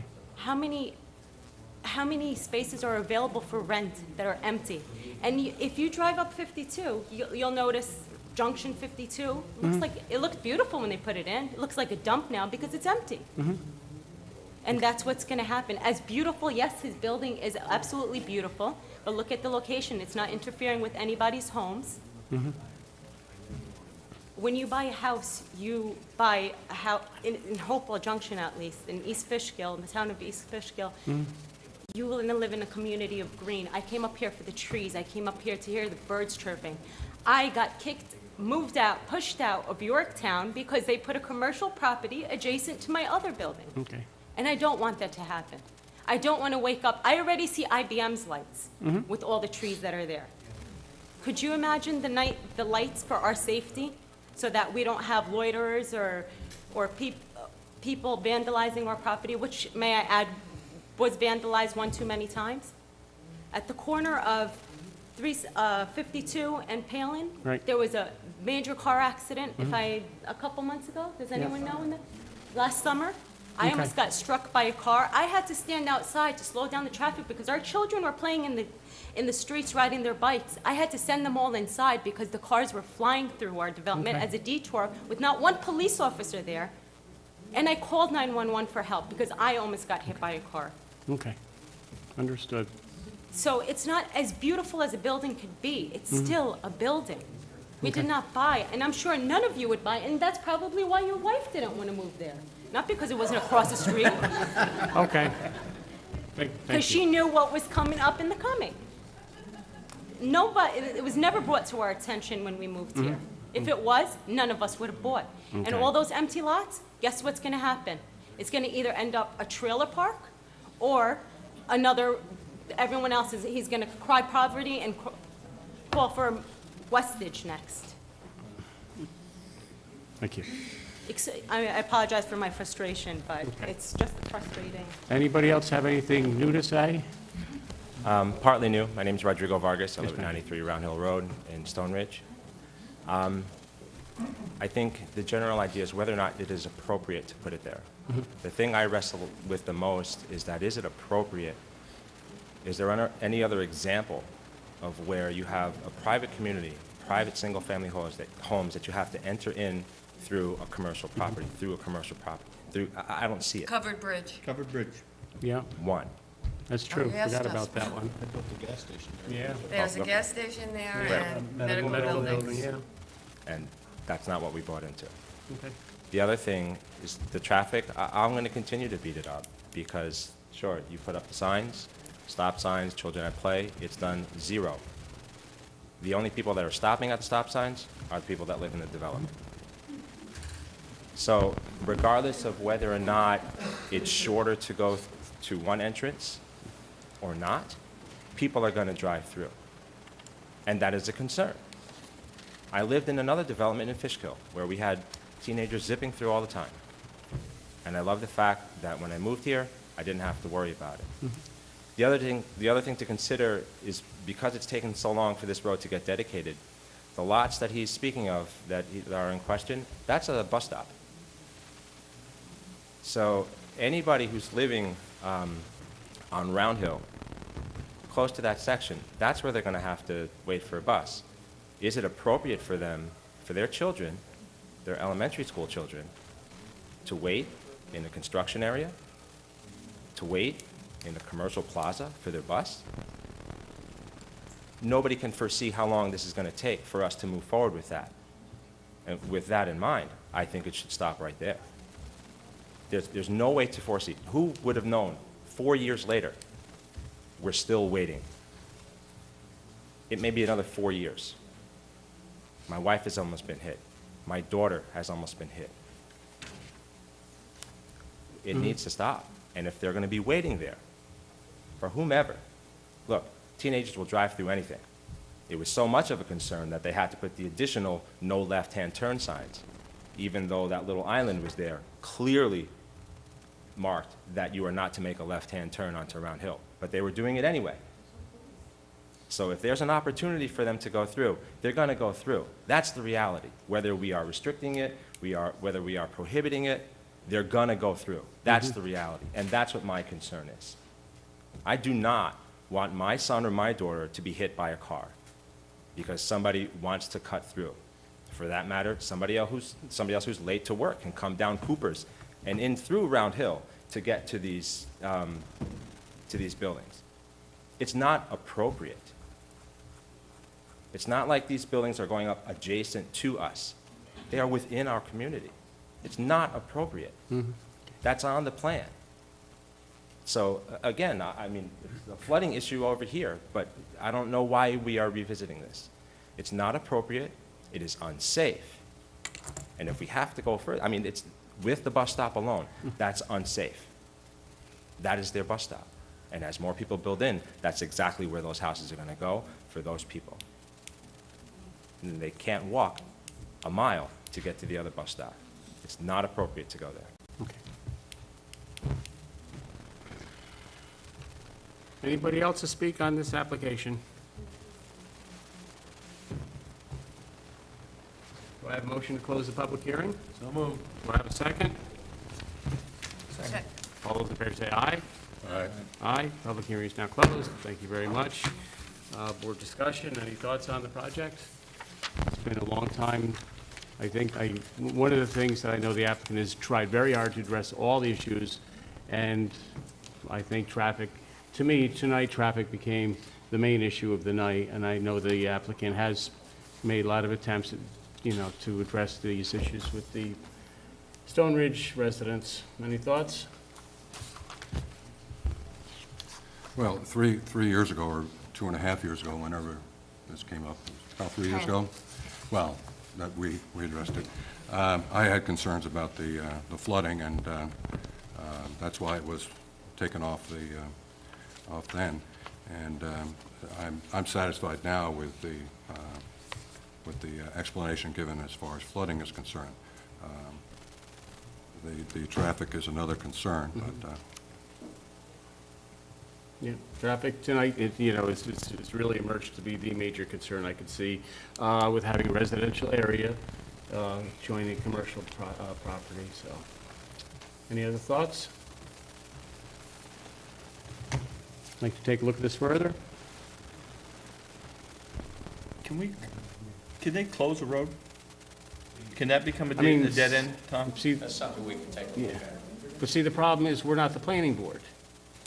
That's really with the However, planning. you can make certain requirements in a rezoning that then bind the planning board in their process. Really? I think based on the comments tonight, Yeah. that perhaps the board might consider tabling the decision and let everyone Yeah. digest the comments. I would like to take it, some look at some of and these see if issues. there's not some way that all of these comments could be accommodated, or at least reviewed Yeah. and get the planner to make some comments. I'd like to take a look at that, and then we can make recommendations. We can do the rezoning based upon these recommendations to the planning board, and they would be binding to the planning board. Good, very good.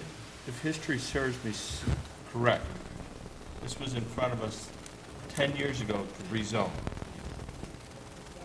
Then I thought it was the planning board that pulled it out from us. Well, it's unclear from the record. We went back and forth, and there are many different opinions as to exactly what happened. And the applicants explained that at the last public hearing, his viewpoint on it. Okay. What's the board's feeling? Would a month be long enough, 2 months, to sit down with planners and review these issues that the public has brought up? Yeah. Can we bring it up, what's this, April, May, June, after the June meeting? I mean, I would like, to physically go out there and look, but if you could just be a little, I know you didn't come prepared tonight with, maps, et cetera, but maybe when we're going to discuss it again and the traffic, that we could see a little more distinctly, the possibility of not having that through traffic going through them, but through the development itself. That might be very helpful.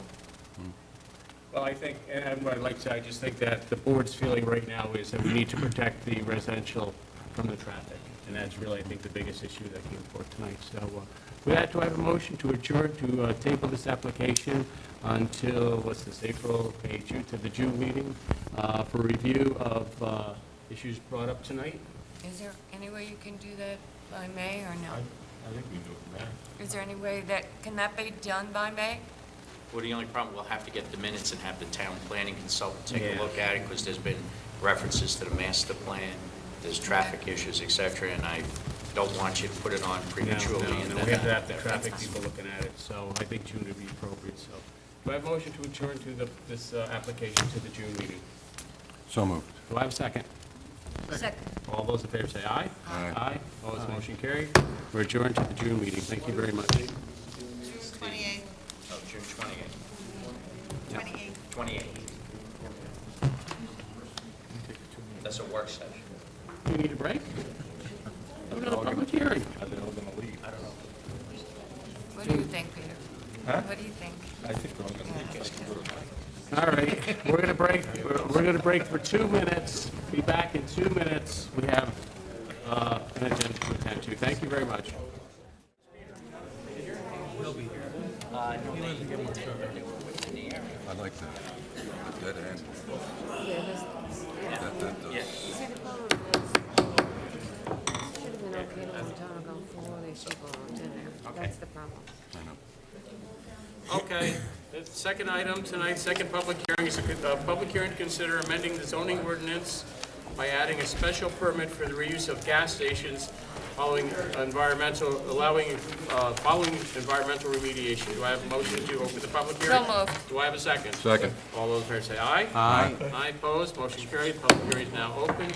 Is there anybody in the audience who'd like to speak on the proposed law to, for a special permit to allow the reuse of gas stations following environmental remediation? Could we maybe have an explanation for I the... was just going to ask the attorney if you could provide that. This is a proposed amendment to the zoning ordinance that would apply to any existing gasoline filling station within the town that was subject to any remedial order from DEC with respect to an oil tank leak, contamination, and the process of cleaning up. And what this amendment would do, if adopted, would allow the owner of the property to apply to the planning board to be able to redevelop the site based on the fact that it was being cleaned up. It allows for any structure on the site to be rehabilitated, demolished, rebuilt to modern standards, anything that's needed to accommodate the rehabilitation of the site under the DEC order and to be able to reopen. It also has a requirement that there be any off-site remediation if there's been any contamination beyond the site. At this time, there are 2 locations in the town that it may be applicable to. Both of them are gasoline stations. One has pretty much been remediated. That's on 882 and 376. The other one is on Route 52 across from, not directly, but across from John Jay High School. And this would allow the flexibility necessary to get those sites not only remediated, cleaned up, and back in use. Terrific, thank you very much. And I think that bringing these sites back from their present situation is a very good thing. Scott, I know we've talked about the remediation because there's obviously issues across this, behind the gas station as far as some wells that were polluted. And I know they're going to need water at the gas station. We have a water main across the street. Will we be able to, you and Scott, will we be able to have this water main brought under 52, and we would hope to service some of the people? Well, the law itself has as well as off-site remediation. So the example you're citing is the initial proposal for the one on 52 would not only require the remediation of the site, but it would also provide that a water line be brought across to service that property and to take care of the number of homes, 10 or so homes, that are on filtration systems. At this time, we bring them public water supply. Terrific, terrific. I think that'd be a great thing. Anybody in the audience would like to speak on this?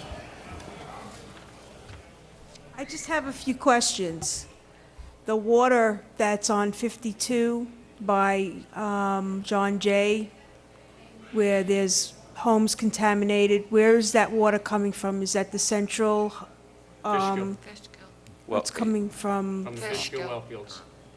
From the Fishkill, the one that's going to Shenandoah? We buy it from Fishkill. Okay. And that's like what, $675 a year? Something like Oh, I that? don't know what the off I the top think of my it is head, I like don't know what the cost $675 of a the year water for is. taxes. The other question is, If I may, it wouldn't be on the taxes because there's no capital charge in that district. It'd be just a quarterly That's O&M just the charge. O&M, quarterly O&M, okay, just to clarify that. okay. Shenandoah district. Yeah, the It water goes line out goes right on across 52. IBM on 52, feeds the Shenandoah. Is that running now? Yes, Yeah. oh yeah. Oh, It's been running for a several couple years years. now. Because it was polluted coming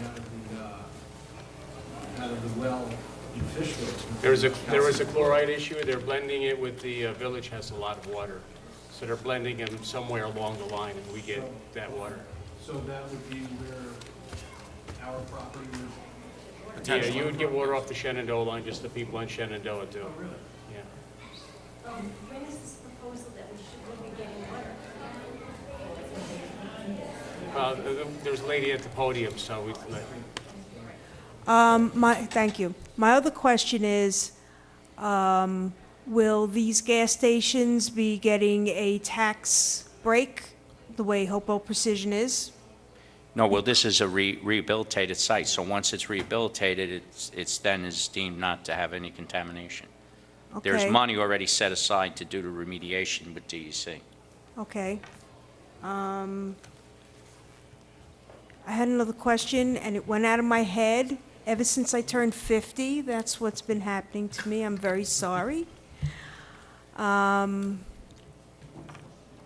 Will this also be for any gas station, like the one at Blue Hill? Because I know that the gas station at Blue Hill had contaminated some homes. Well, if they're under a DEC remediation order, and they want to remediate the site under DEC guidelines, and they need relief from some dimensional things that this special permit provides, they would have to make application to get the benefit of. Okay, and so they would have to take care, if they want to remediate the way... This is all key to the site being totally remediated. Right, they Okay. would have to fix all the homes that the gas Anything that's station required by previously Anything contaminated. required by DEC. That would be John Hickman's home too, right? mine's Because good. didn't you have contamination? It's been tested, it's gone away. So But there's do you still have a MVP. filter? No. Okay. But if You're the- lucky, I wish mine was. Sorry. All right, thank you. Just for one thing real quick, Tom, they'd have to hook up, but they're not gonna pay for the water. The homeowner's gonna pay for the No, water. the infrastructure, the pipe and the connection will all be the cost of the gasoline station, if you will. The annual cost of the water is paid for by the property owner. Yes, that's correct. Okay.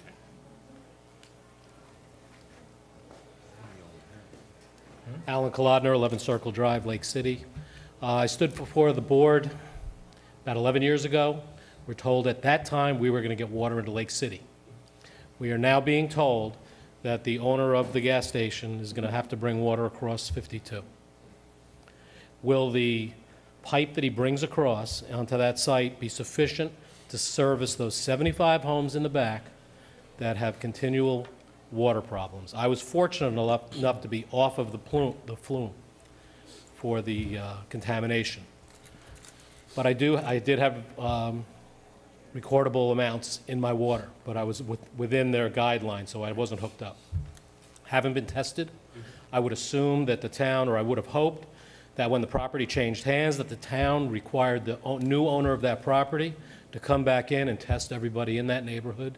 And the special permit, you had just mentioned that there are certain considerations given when they have to go through a remediation for the property. Can we understand what those are? Oh, sure. Well, I mean, many of these sites, not many, but some of the sites are what we call non-conforming, so that they don't dimensionally conform to the current setbacks, et cetera. So this allows them to be reconstituted without worsening the non-conformity. Okay, so they And it does stay- not they allow stay- the building to be greater, but if there are two buildings on the site, they could be merged into one, but they can't exceed the same. The footprint has to remain the Correct, same? yeah. Okay.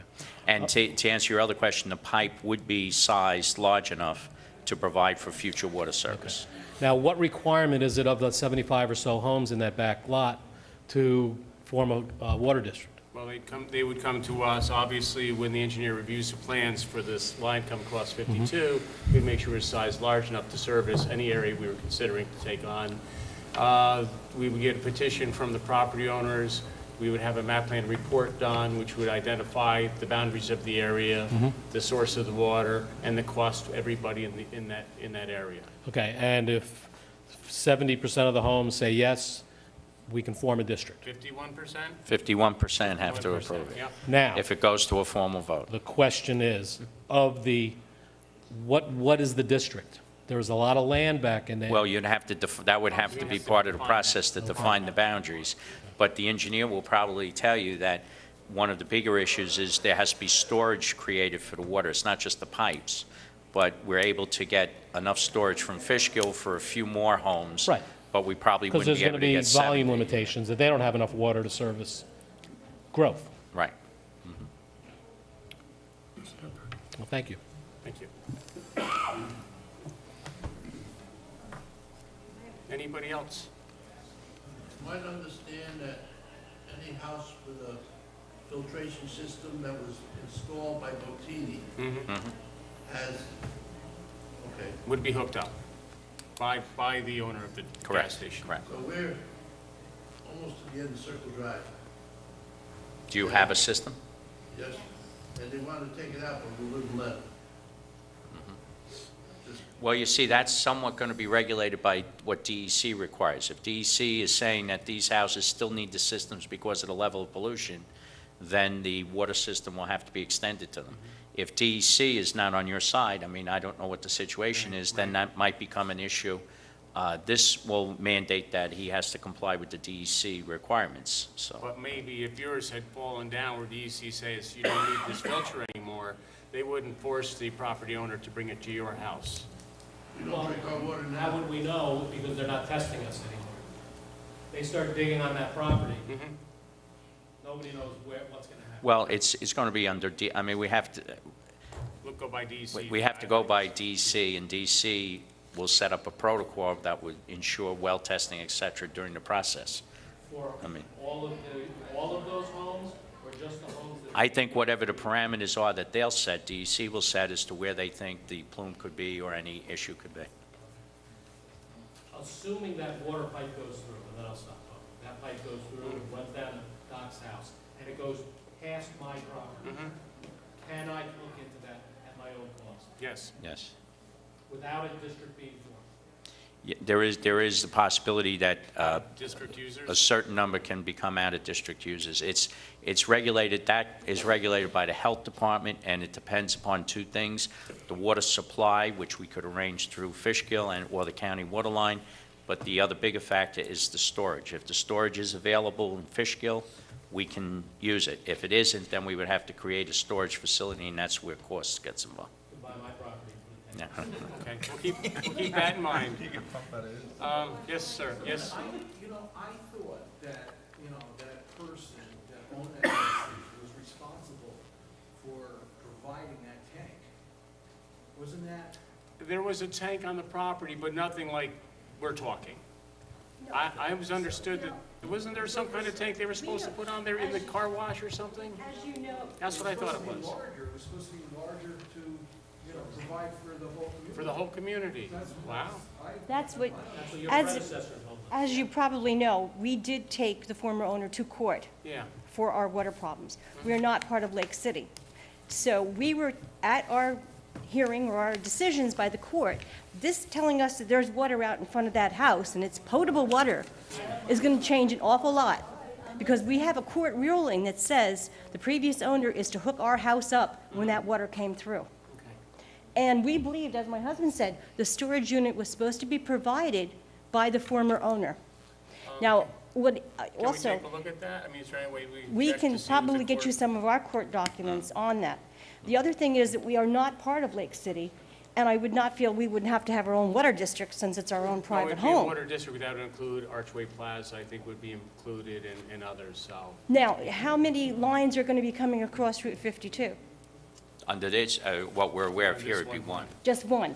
So This it would time. come on, do you have any approximate idea where it's going to No, come this has all across been from? preliminary. There's no designs, things like, I mean, this is DEC, as far, we understand it, and the applicant's representatives here. As we understand it, the stations in the town that were contaminated were purchased by a new party. We understand that also. That the funds are being held in escrow out of the sale proceeds of the prior owner's funds are being held in escrow, and that whatever the cost is to do what DEC is requiring will come out of that fund. It's not taxpayer money. And that fund will pay the cost of what DEC requires. We will check in to see if there was a tank involved in that also. Yeah, I do believe that the prior owner had some, there was some legal commitments brought to, and I think Mr. Hickman you were with me at certain times there, going through this issue with the water issues. And our water is still contaminated. I mean, our influx is unbelievable. It's unbelievable. We don't drink the water. We have a filter, but when you had said the filtration system, that is not what you're talking about. You're talking about actual water coming to our house. Yes, absolutely. Potable water. Yep. Now, if you go along with this new permit, where's the stepping? In other words, do we get our water before he gets his building? Oh, it will be, the process, the remediation would have to be either substantially complete or substantially underway before the building's going to get.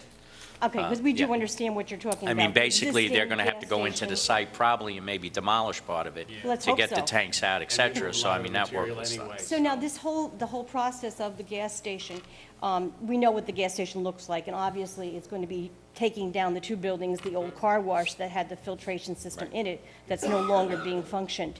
And when that comes to the planning board, are we as neighbors going to be contacted and said? Yes, you know, one thing, I meant to mention this, the early one, in 2009, this town board amended the zoning ordinance, which requires the posting of the signs on the property. In fact, tonight's prior public hearing was the first public hearing of the town board to consider rezoning property in the town of East Fishkill ever required property being posted. So, I mean, We don't want to go say there, what you 'cause may my about the property signs. wasn't posted, But so as let's you not go drive, there. if you drive around the town, I you'll do see understand that. East- the, and Fishkill is very good those about signs those will be signs. erected in front of the property, which gives the date and time of the public hearing before the planning board.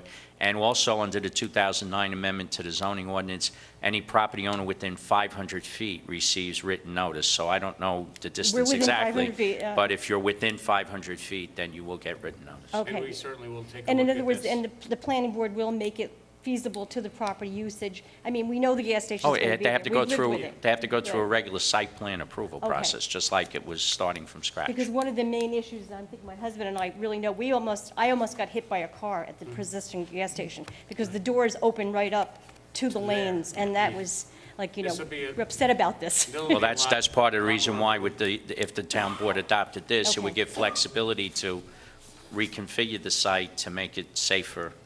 Right. within Now, my that neighbor use. briefly asked you about, is that the only changes in the new permit? In other words, you're getting them, let them use the two buildings, consolidate into one? Or is there tax breaks involved? What No other- tax breaks. No tax breaks at all? Is And there the only any, thing we've heard is that they want to consolidate the buildings into one building. So that's the And only- move it back a little bit to make the Let's hope tank so. area a Yeah. little Let's hope safer. so. But that's the only thing, there's nothing, for the new usage, there's nothing else Not that- hidden in there? No. Okay, thank you. What is the time frame of this filtration of the soil, of the contamination? Well, that's governed by the DEC order, so the first thing they have to know is that, can they go ahead and make a site plan application, and then they would start that process with DEC. But there isn't a timetable, I'm not privy to the whole timetable. All right, thank you. Can I ask the engineer a question? What did they do with that? Why did they raise that pipe in the parking lot of that gas station? They, Raise the pipe, the well, which gas the station? wellhead. They dug up the well, and they raised the wellhead. And maybe it's a test well, maybe it's a monitoring This well? is down Right in the by middle Lake of that Drive? parking lot. This is down by Lake Drive? Yeah. Yeah, I'm not familiar with that. Maybe it's a monitor, it could be a monitoring well. Wouldn't somebody in the town know about that? No, wells are regulated by the Department of Health, or if it's a test well, it's regulated then by DEC. The town does not have regulatory authority over the wells. I was talking on water. When we moved up here, our children used to ice skate on that pond that went into Lake Drive. That pond hasn't frozen in 25 years. We called the DEC, Board of Health, and the only answer I got is a moving body of water. But I think the person that told me that never saw the Hudson in wintertime. And if you don't tie a rope when you're in the Hudson swimming, you're gone. And that, they send the icebreaker up under the bridge to open up the channel. Yeah, it's the funkiest color purple you've ever seen all year round. Now, the town did come in and scoop down a lot of the sediment and pile it up on some state land that's there. And took down all the trees and built this funny-looking berm and left the contaminated soil exposed, and also put a fence around it so that it wouldn't wash away. Right. Can somebody go down there and take that fence down?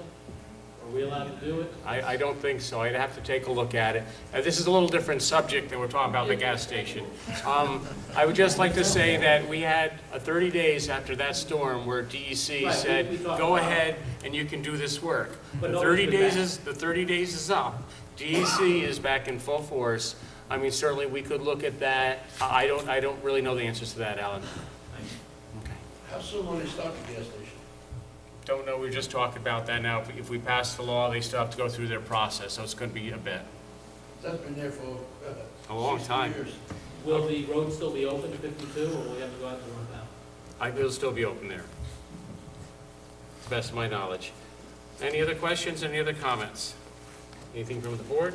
Do I have a motion to close the public hearing on the amendment to the zoning ordinance for the reuse of gas stations? So moved. Second. Second, all those in favor say aye. Aye. Opposed, motion carried. Public hearing is now closed. We're going to have to wait, we'll have to adjourn this till we receive, we're still waiting comments from Dutchess County, so any thoughts to when we should readdress this matter? Hate to do it 2 months, because you know how these things always end up. I know. I think you're best to go to your June meeting. Okay, do I have a motion to adjourn this to the June meeting, awaiting comments from Dutchess County? So moved. Do I have a second? Second. All those in favor say aye. Aye. Aye. Opposed, motion carried. Thank you very much. It's adjourned to the June meeting. The third public hearing is consider local law adopting a new floodplains regulation, law that is mandated by FEMA. They've done the maps. They basically said to us, you have to adopt this new law requiring your floodplains. Do I have a motion to open the public hearing? So moved. Do I have a second? Second. All those in favor say aye. Aye. Opposed, motion carried. Public hearing is now open. Tom, you've already explained to us how this is a law that's been submitted to us by DEC that we have to adopt by May 1st. May 2nd. Oh, May 2nd. And we have a couple days yet, and I think we've all got a copy of the law. Is there anybody in the audience who'd like to speak for or against the new local law regarding floodplain regulation? Could you describe what the exact new law is, or is it affecting the town? No, it's just, what happened is FEMA has come back, they've done all new mapping of the whole, probably Hudson Valley, Dutchess County area. And it's just basically, they say we have to adopt the law. It's pretty much a boilerplate thing. So not a biggie. And if we don't adopt it, then it affects people who have flood insurance in the insurance, town. yeah. And basically, all the maps do is they are updated as far as any area that's been specifically reclassified, et cetera. There's very few changes. Do I have a motion to close the public hearing with that? Has Lake City been changed? No. I'll have to check the floodplain No. maps after we adopt them. Do I have a motion to close the public hearing?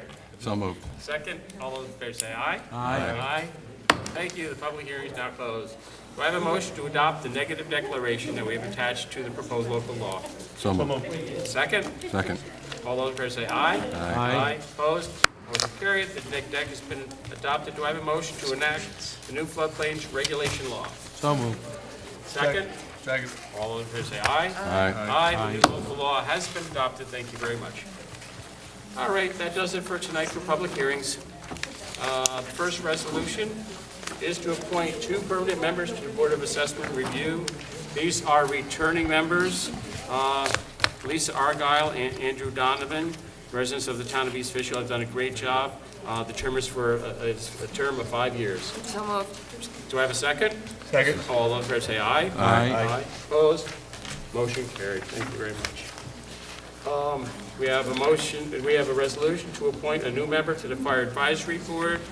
Richard Jacob of Beekman Road has come forward indicating an interest in this position. I believe he would be filling the position of Bob Odell for a term of 1 year. Do I have a motion? So moved. Second? Second. All those in favor say aye. Aye. Aye. Aye. Opposed? Motion carried. Richard, congratulations. Richard's with us tonight. Thank you very much for stepping forward.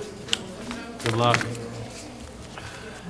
Number 3 is to reappoint the part-time per diem workers to Lime Kiln Recreation Facility for 1 year. We have a memo from the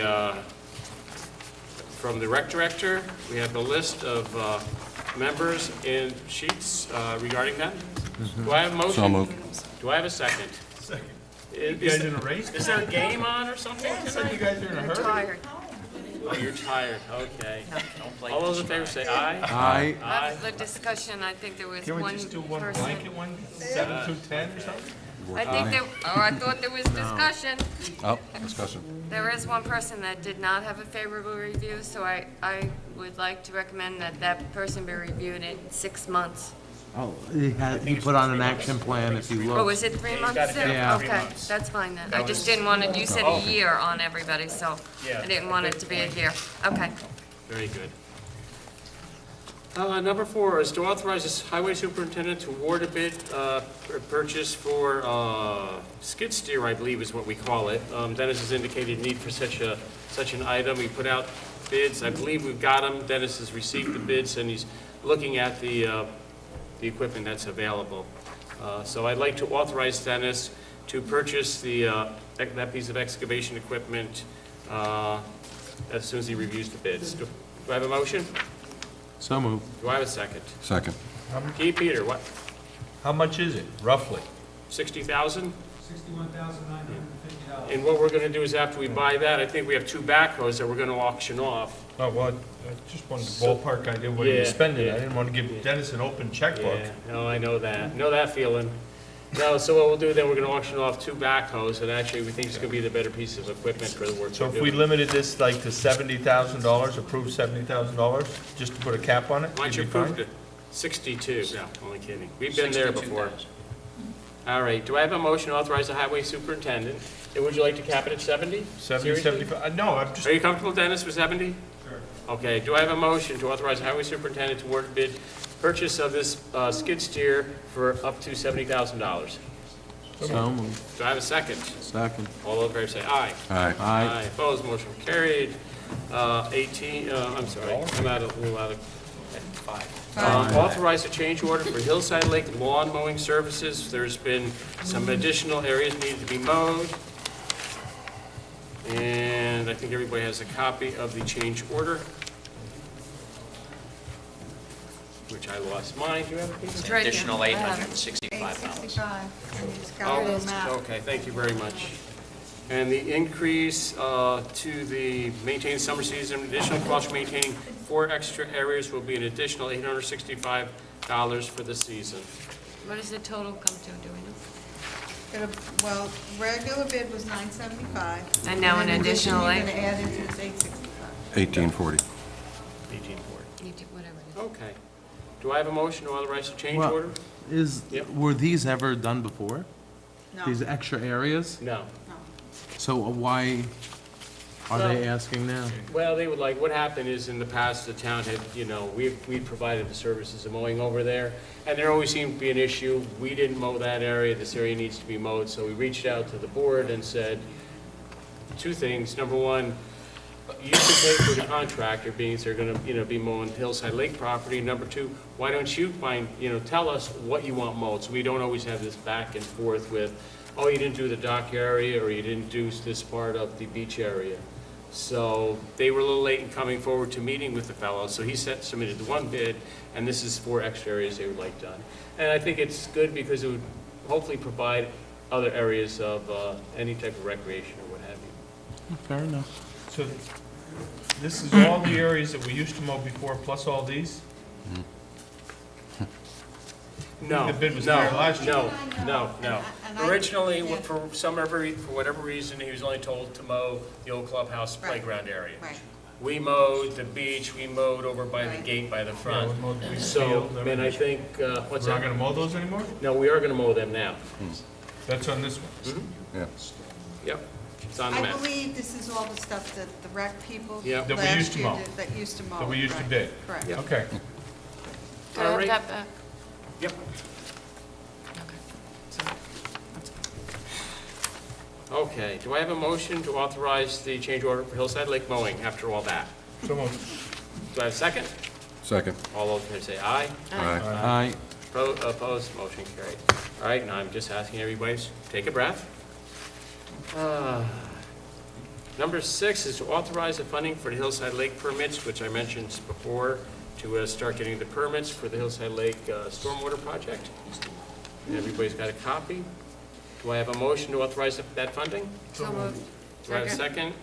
Discussion? Can I just know how much we spent so far to date on trying to get a grant for Hillside Lake? I can give you about 22,000, 18,000, it's about 30, 40,000, 3,000 in other fees when we went up to DEC with an attorney that used to work for DEC, probably around 6,000 for the grant writer, maybe 7,000 for the grant writer, breaking up to the different, so I'd say around 47,000, something like that. That's a ballpark.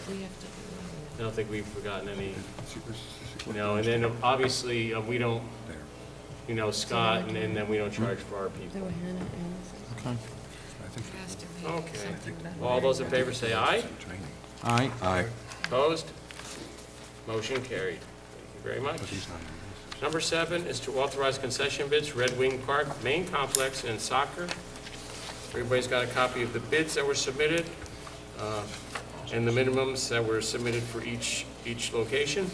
$1,000 minimum for the, these are, I'm sorry, $1,000 for the 52 complex, $1,500 for the Hopewell Park, and then Red Wing is $500.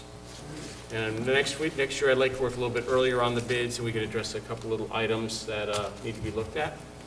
But that being said, do I have a motion to authorize the concession bids for those areas? So moved. Do I have a second? Can I have a second? Second.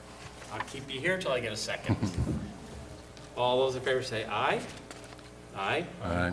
Opposed? Opposed. Opposed. I'm not, 2 opposed. yeah, not gonna give 3 500. ayes, 3 ayes and I 2 know, I opposed. know. Who else is opposed? Nick and Nick. Okay. I'll remember that when you guys want a hot dog this year.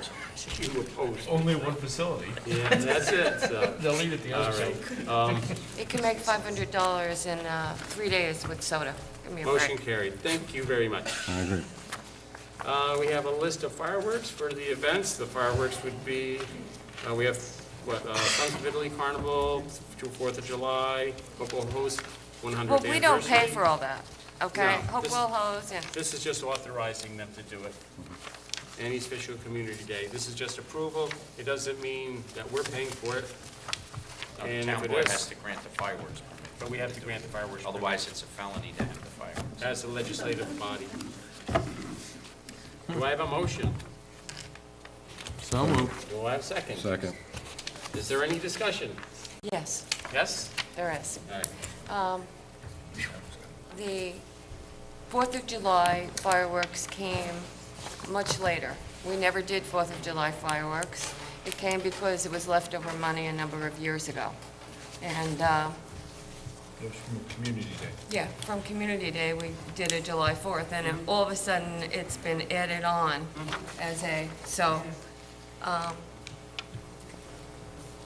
don't want to, there are enough towns around that we give, the town pays for fireworks on Community Day, and I feel as though, I don't know, we should be throwing No, money up in smoke twice. I do like the 4th of July because it is the 4th of July, but certainly we're just going to authorize them here, and I think at Okay. at a town board meeting, maybe Mayor June will sit down to workshop and discuss which fireworks displays we feel that the town should be putting on. And The only thing is, if you adopt this, there might be some staff that would think they're authorized to set up the fireworks for the thing. So if you're thinking of changing it, you may want to defer the Communicate with 4th So of can we July. defer the July 4th? Well, I would say, why do we, the July 4th is more attended than the Community Day one. I would say, why don't we approve these and just send a memo to, Why don't we just approve May and August? That's fine, and then Okay. if we wanted to not do Community Day, okay, No, May no, and Or August. 4th of May and July, August. but Okay. okay, Do I have a motion? Because the other two are the ones that are in question. right. Okay, do I have a motion to approve the May Sons of Italy Carnival fireworks display and the Hopewell Host 100th anniversary fireworks display? So moved. Do I have a second?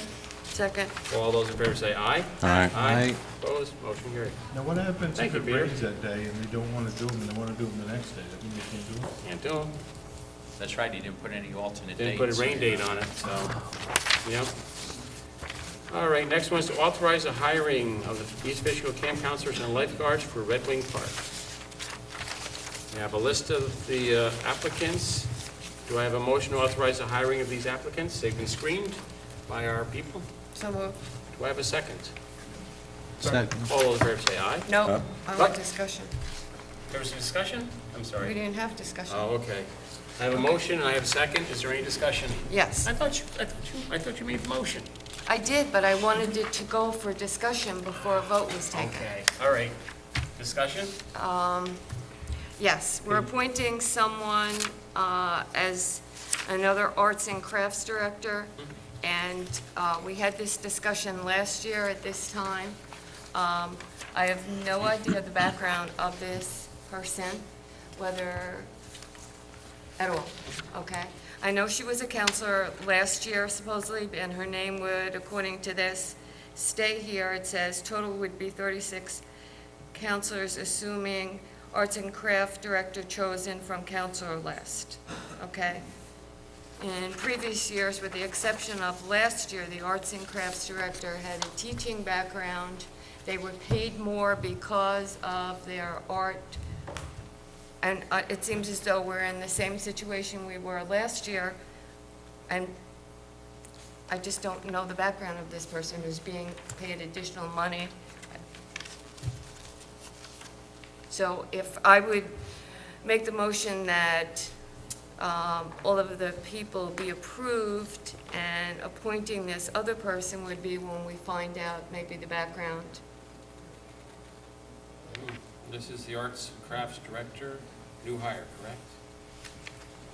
And has there always been two arts and crafts directors? They I don't say know. that they need them, that there's the little kids camp and the bigger kids. I mean, we went through the salaries previously, a couple Right. months ago, we set the salaries for these. I mean, if everybody wants to know who this person is. I don't I mean, it's not care the who the person, you person wanna know the is. I want to know qualifications. the qualifications. Right. Yeah, I think she wants that. And we went through this last year. Right. We sure did. You need the resume. Yeah. All right. Do you want, would you like that we would appoint everybody except the Arts Well, and she would Crafts be Director, new appointed hire? at least a counselor, pending our review, because, you know, it's a lot of money more. It's a Yeah, lot no, more yeah, money. You know, we've been through this. Okay?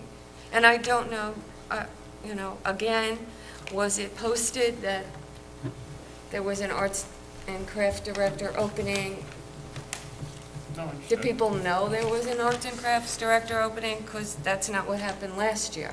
It wasn't posted. So I just want to make sure.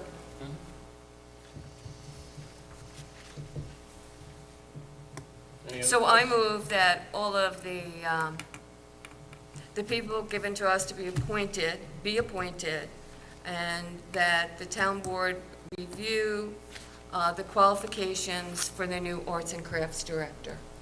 And if they meet approval, should be appointed. Right. That person will be appointed. So we have to. And you so can we'll do have to it. I appoint her? mean, we can, Okay, based on, Okay, give me the, authorize me. Right. Based on the review of their resume in concurrence with the town board. You have Correct. no problem with that? no, Okay, why don't we do that? but I just don't want to be caught up in the same Yep, thing. yep. Okay, no problem. So do I have a motion to authorize the hiring of these official camp counselors and lifeguards for Red Wing? The only exception being the arts and crafts director, 2, new hire, to be approved by the supervisor on review of the resume. So moved. Second, all those in favor say aye. Aye. Opposed, motion carried. Number 10 is to authorize this seasonal rec maintenance worker. Michael Adams has been with us in the past. He's come back. He seems to have a good record. Steve spoke highly of him. We interviewed him, and his hourly rate will be $10 an hour. Do I have a motion to authorize the hiring of Michael Adams? So moved.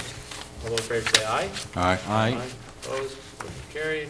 One thing I have to do from the floor, we do have Dennis Miller, our highway superintendent, actually got an offer to purchase our surplus mulch down Lime Kiln. Last year, I think We sold it for $1 or $2 a yard. This company's looking at giving us possibly $5 per yard. I'd like to authorize Dennis Miller to work with this company to sell our surplus mulch. It'll help offset some of the other highway expenses. Are we still going to Well, we have offer it to the residents? We have some As we go. issues, we have some issues with that we've discussed is, and I saw it last year, it was crazy.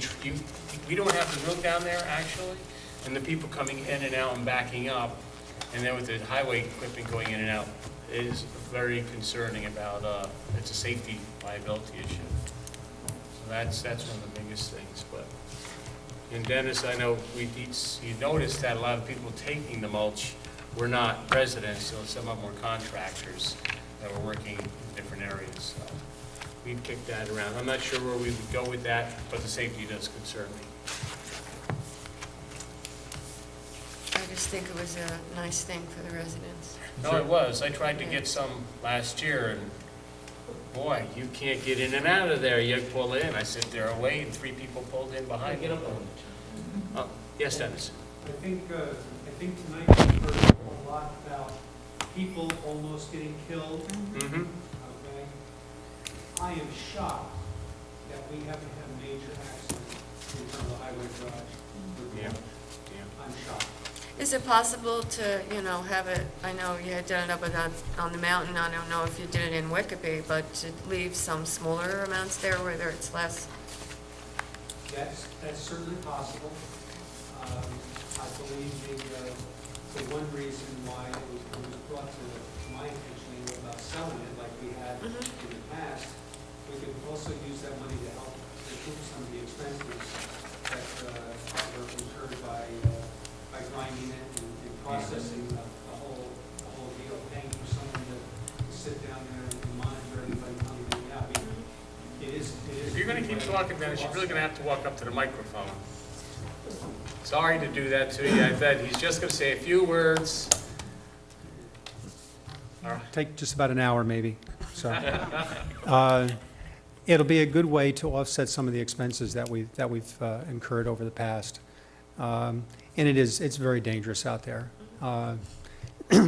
Even times when we used to try to do it where we'd bring in several loads on Friday, Monday, you could eat off the same ground that there was 10, 12 loads of mulch out there. We'd pull in with a truck, and I don't know where these people come from. Before the mulch hits the ground, there's a car or a truck backing in. I don't know, they got sensors out or something for this stuff. But we've had times where we can't even get in there to dump it because there's cars and trucks all over the place. It's an accident waiting to happen, is what it really is. I'd love to put it someplace else, but I don't know where. There's been a lot of complaints about people taking it that have come in from another town. There's landscapers, I know for a fact, that have come in, taken the mulch, taken it away, used it in this town, used it out of town. Probably the only fair way is to sell it. And all that money comes back to the taxpayers in the town that have paid for grinding it and processing it. So, you're gonna sell it by bulk. They're gonna come in and buy it all? There's one outfit right now in Connecticut that will take it all. He has offered verbally, not on writing, but verbally to me, that he would pay between $5 and $6 a yard if we would load it. Now, the last time we did this, we got $2 a yard from an outfit in New Jersey, but they brought their own piece of equipment in to load it, so we didn't have to load it, which is nice, because that outfit came in with like 2 trucks in the morning early, and then maybe not again during the day at all, maybe not again until the next morning. But this guy that I spoke to, I can't think of his name right now, and I don't have his card with me, but he said that he has an outfit that he works with that has, I believe it was 4 to 6 trucks, where they could come in and take it out quickly. And even if he can't take it all at once, if he could take half of it now and half of it 6 months from now, that would work too. And then it would pay for us as taxpayers to have somebody sit there in a loader and load these trucks and move it out. The other thing we could do is if we had a set day or a set couple hours, we could would the people be able to get into that area? Well, then you got other Public, insurance. no. You're talking private property, you know, it's, unless you had somebody sitting right there and we were paying them to, you know, control what's brought in and what's taken out. Right, no, I'm saying that. I mean, I think we don't have to sell it all. We could keep a little bit aside just in case we find something to do with the. Well, you could keep some of it aside for the town. And what I mean by the town is the highway department uses some of it. Yeah. In certain areas. Lori uses some of it. The recreation uses some of it at some of the sites, and also, you know, keeping 100 yards, Something like that, yeah. 200 yards Okay. off to the side someplace wouldn't be a bad idea No. for our own use, as, you know, as the highway, rec, Lori type thing. All right, do I have a motion to allow Dennis to sell this mulch to this company that's interested in it? So moved. Do I have a second? Second. All those in favor say aye. Aye. Aye. Opposed, motion carried. Thank you. Next on the item on the agenda is budget transfers. Our controller submitted to us 3 budget transfers, and I think that they're pretty self-explanatory. If anybody has any questions, the controller is sitting right there with a copy of the budget transfers in his hand. I believe that some were finishing up the community center, and the proposed budget transfer was, I believe, $189,800. And purchase a tent for Lime Kiln was $7,800. They're both rec development funds. And Lori needs some work done to a truck, and there's an additional $600 that was needed to complete the work on the truck bed. And So that- moved. And that, yeah, thank you. And that one's coming out of capital expenses for recreation. A motion and second, all those in favor say aye. Discussion? Yes, Bill. Just one thing. I support, of course, the community center and the beautification transfer, but not the tent. I made my feelings clear at a meeting after the tent was allowed to collapse during the October snowstorm. And also, I'm much in favor of putting that money towards a pavilion, which would be a permanent answer over there, not a temporary thing. I understand that we have an obligation to IBM to have a tent up by what, end of May or Yeah, somewhere in there? June, somewhere around So, I don't know, do I have to vote no for all the transfers, or can I just vote no on that?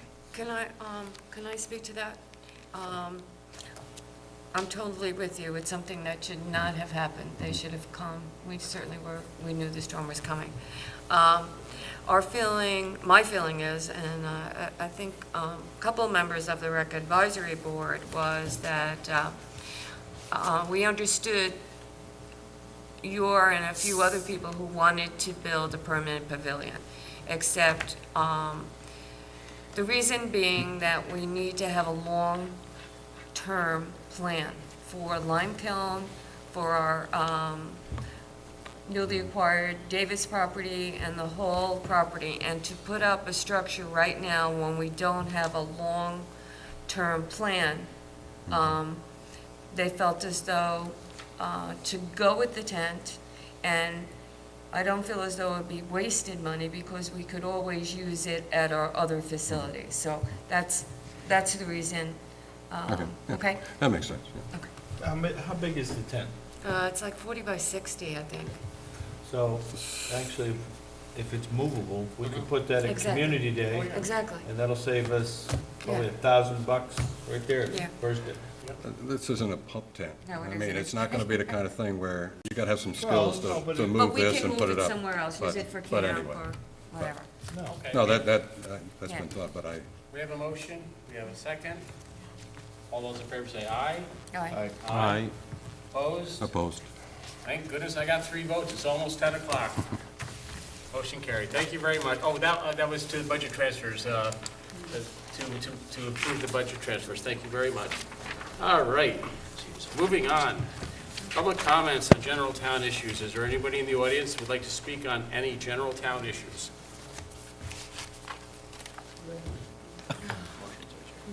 Nobody? Dennis. What? You can open up the brush drop-off today. Oh, really? Oh, terrific, terrific. I've made a little public service announcement. We will watch the papers and the website and the sign up front. We will be opening up the brush drop-off probably from mid-May to mid-June as we do annually. So thank you very much for that. We'll set the dates up and we'll get everything squared away. With that, do I have a motion to adjourn? So moved. Do I have a second? Second. Any discussion? Thank goodness. All those in favor say aye. Aye. We're adjourned.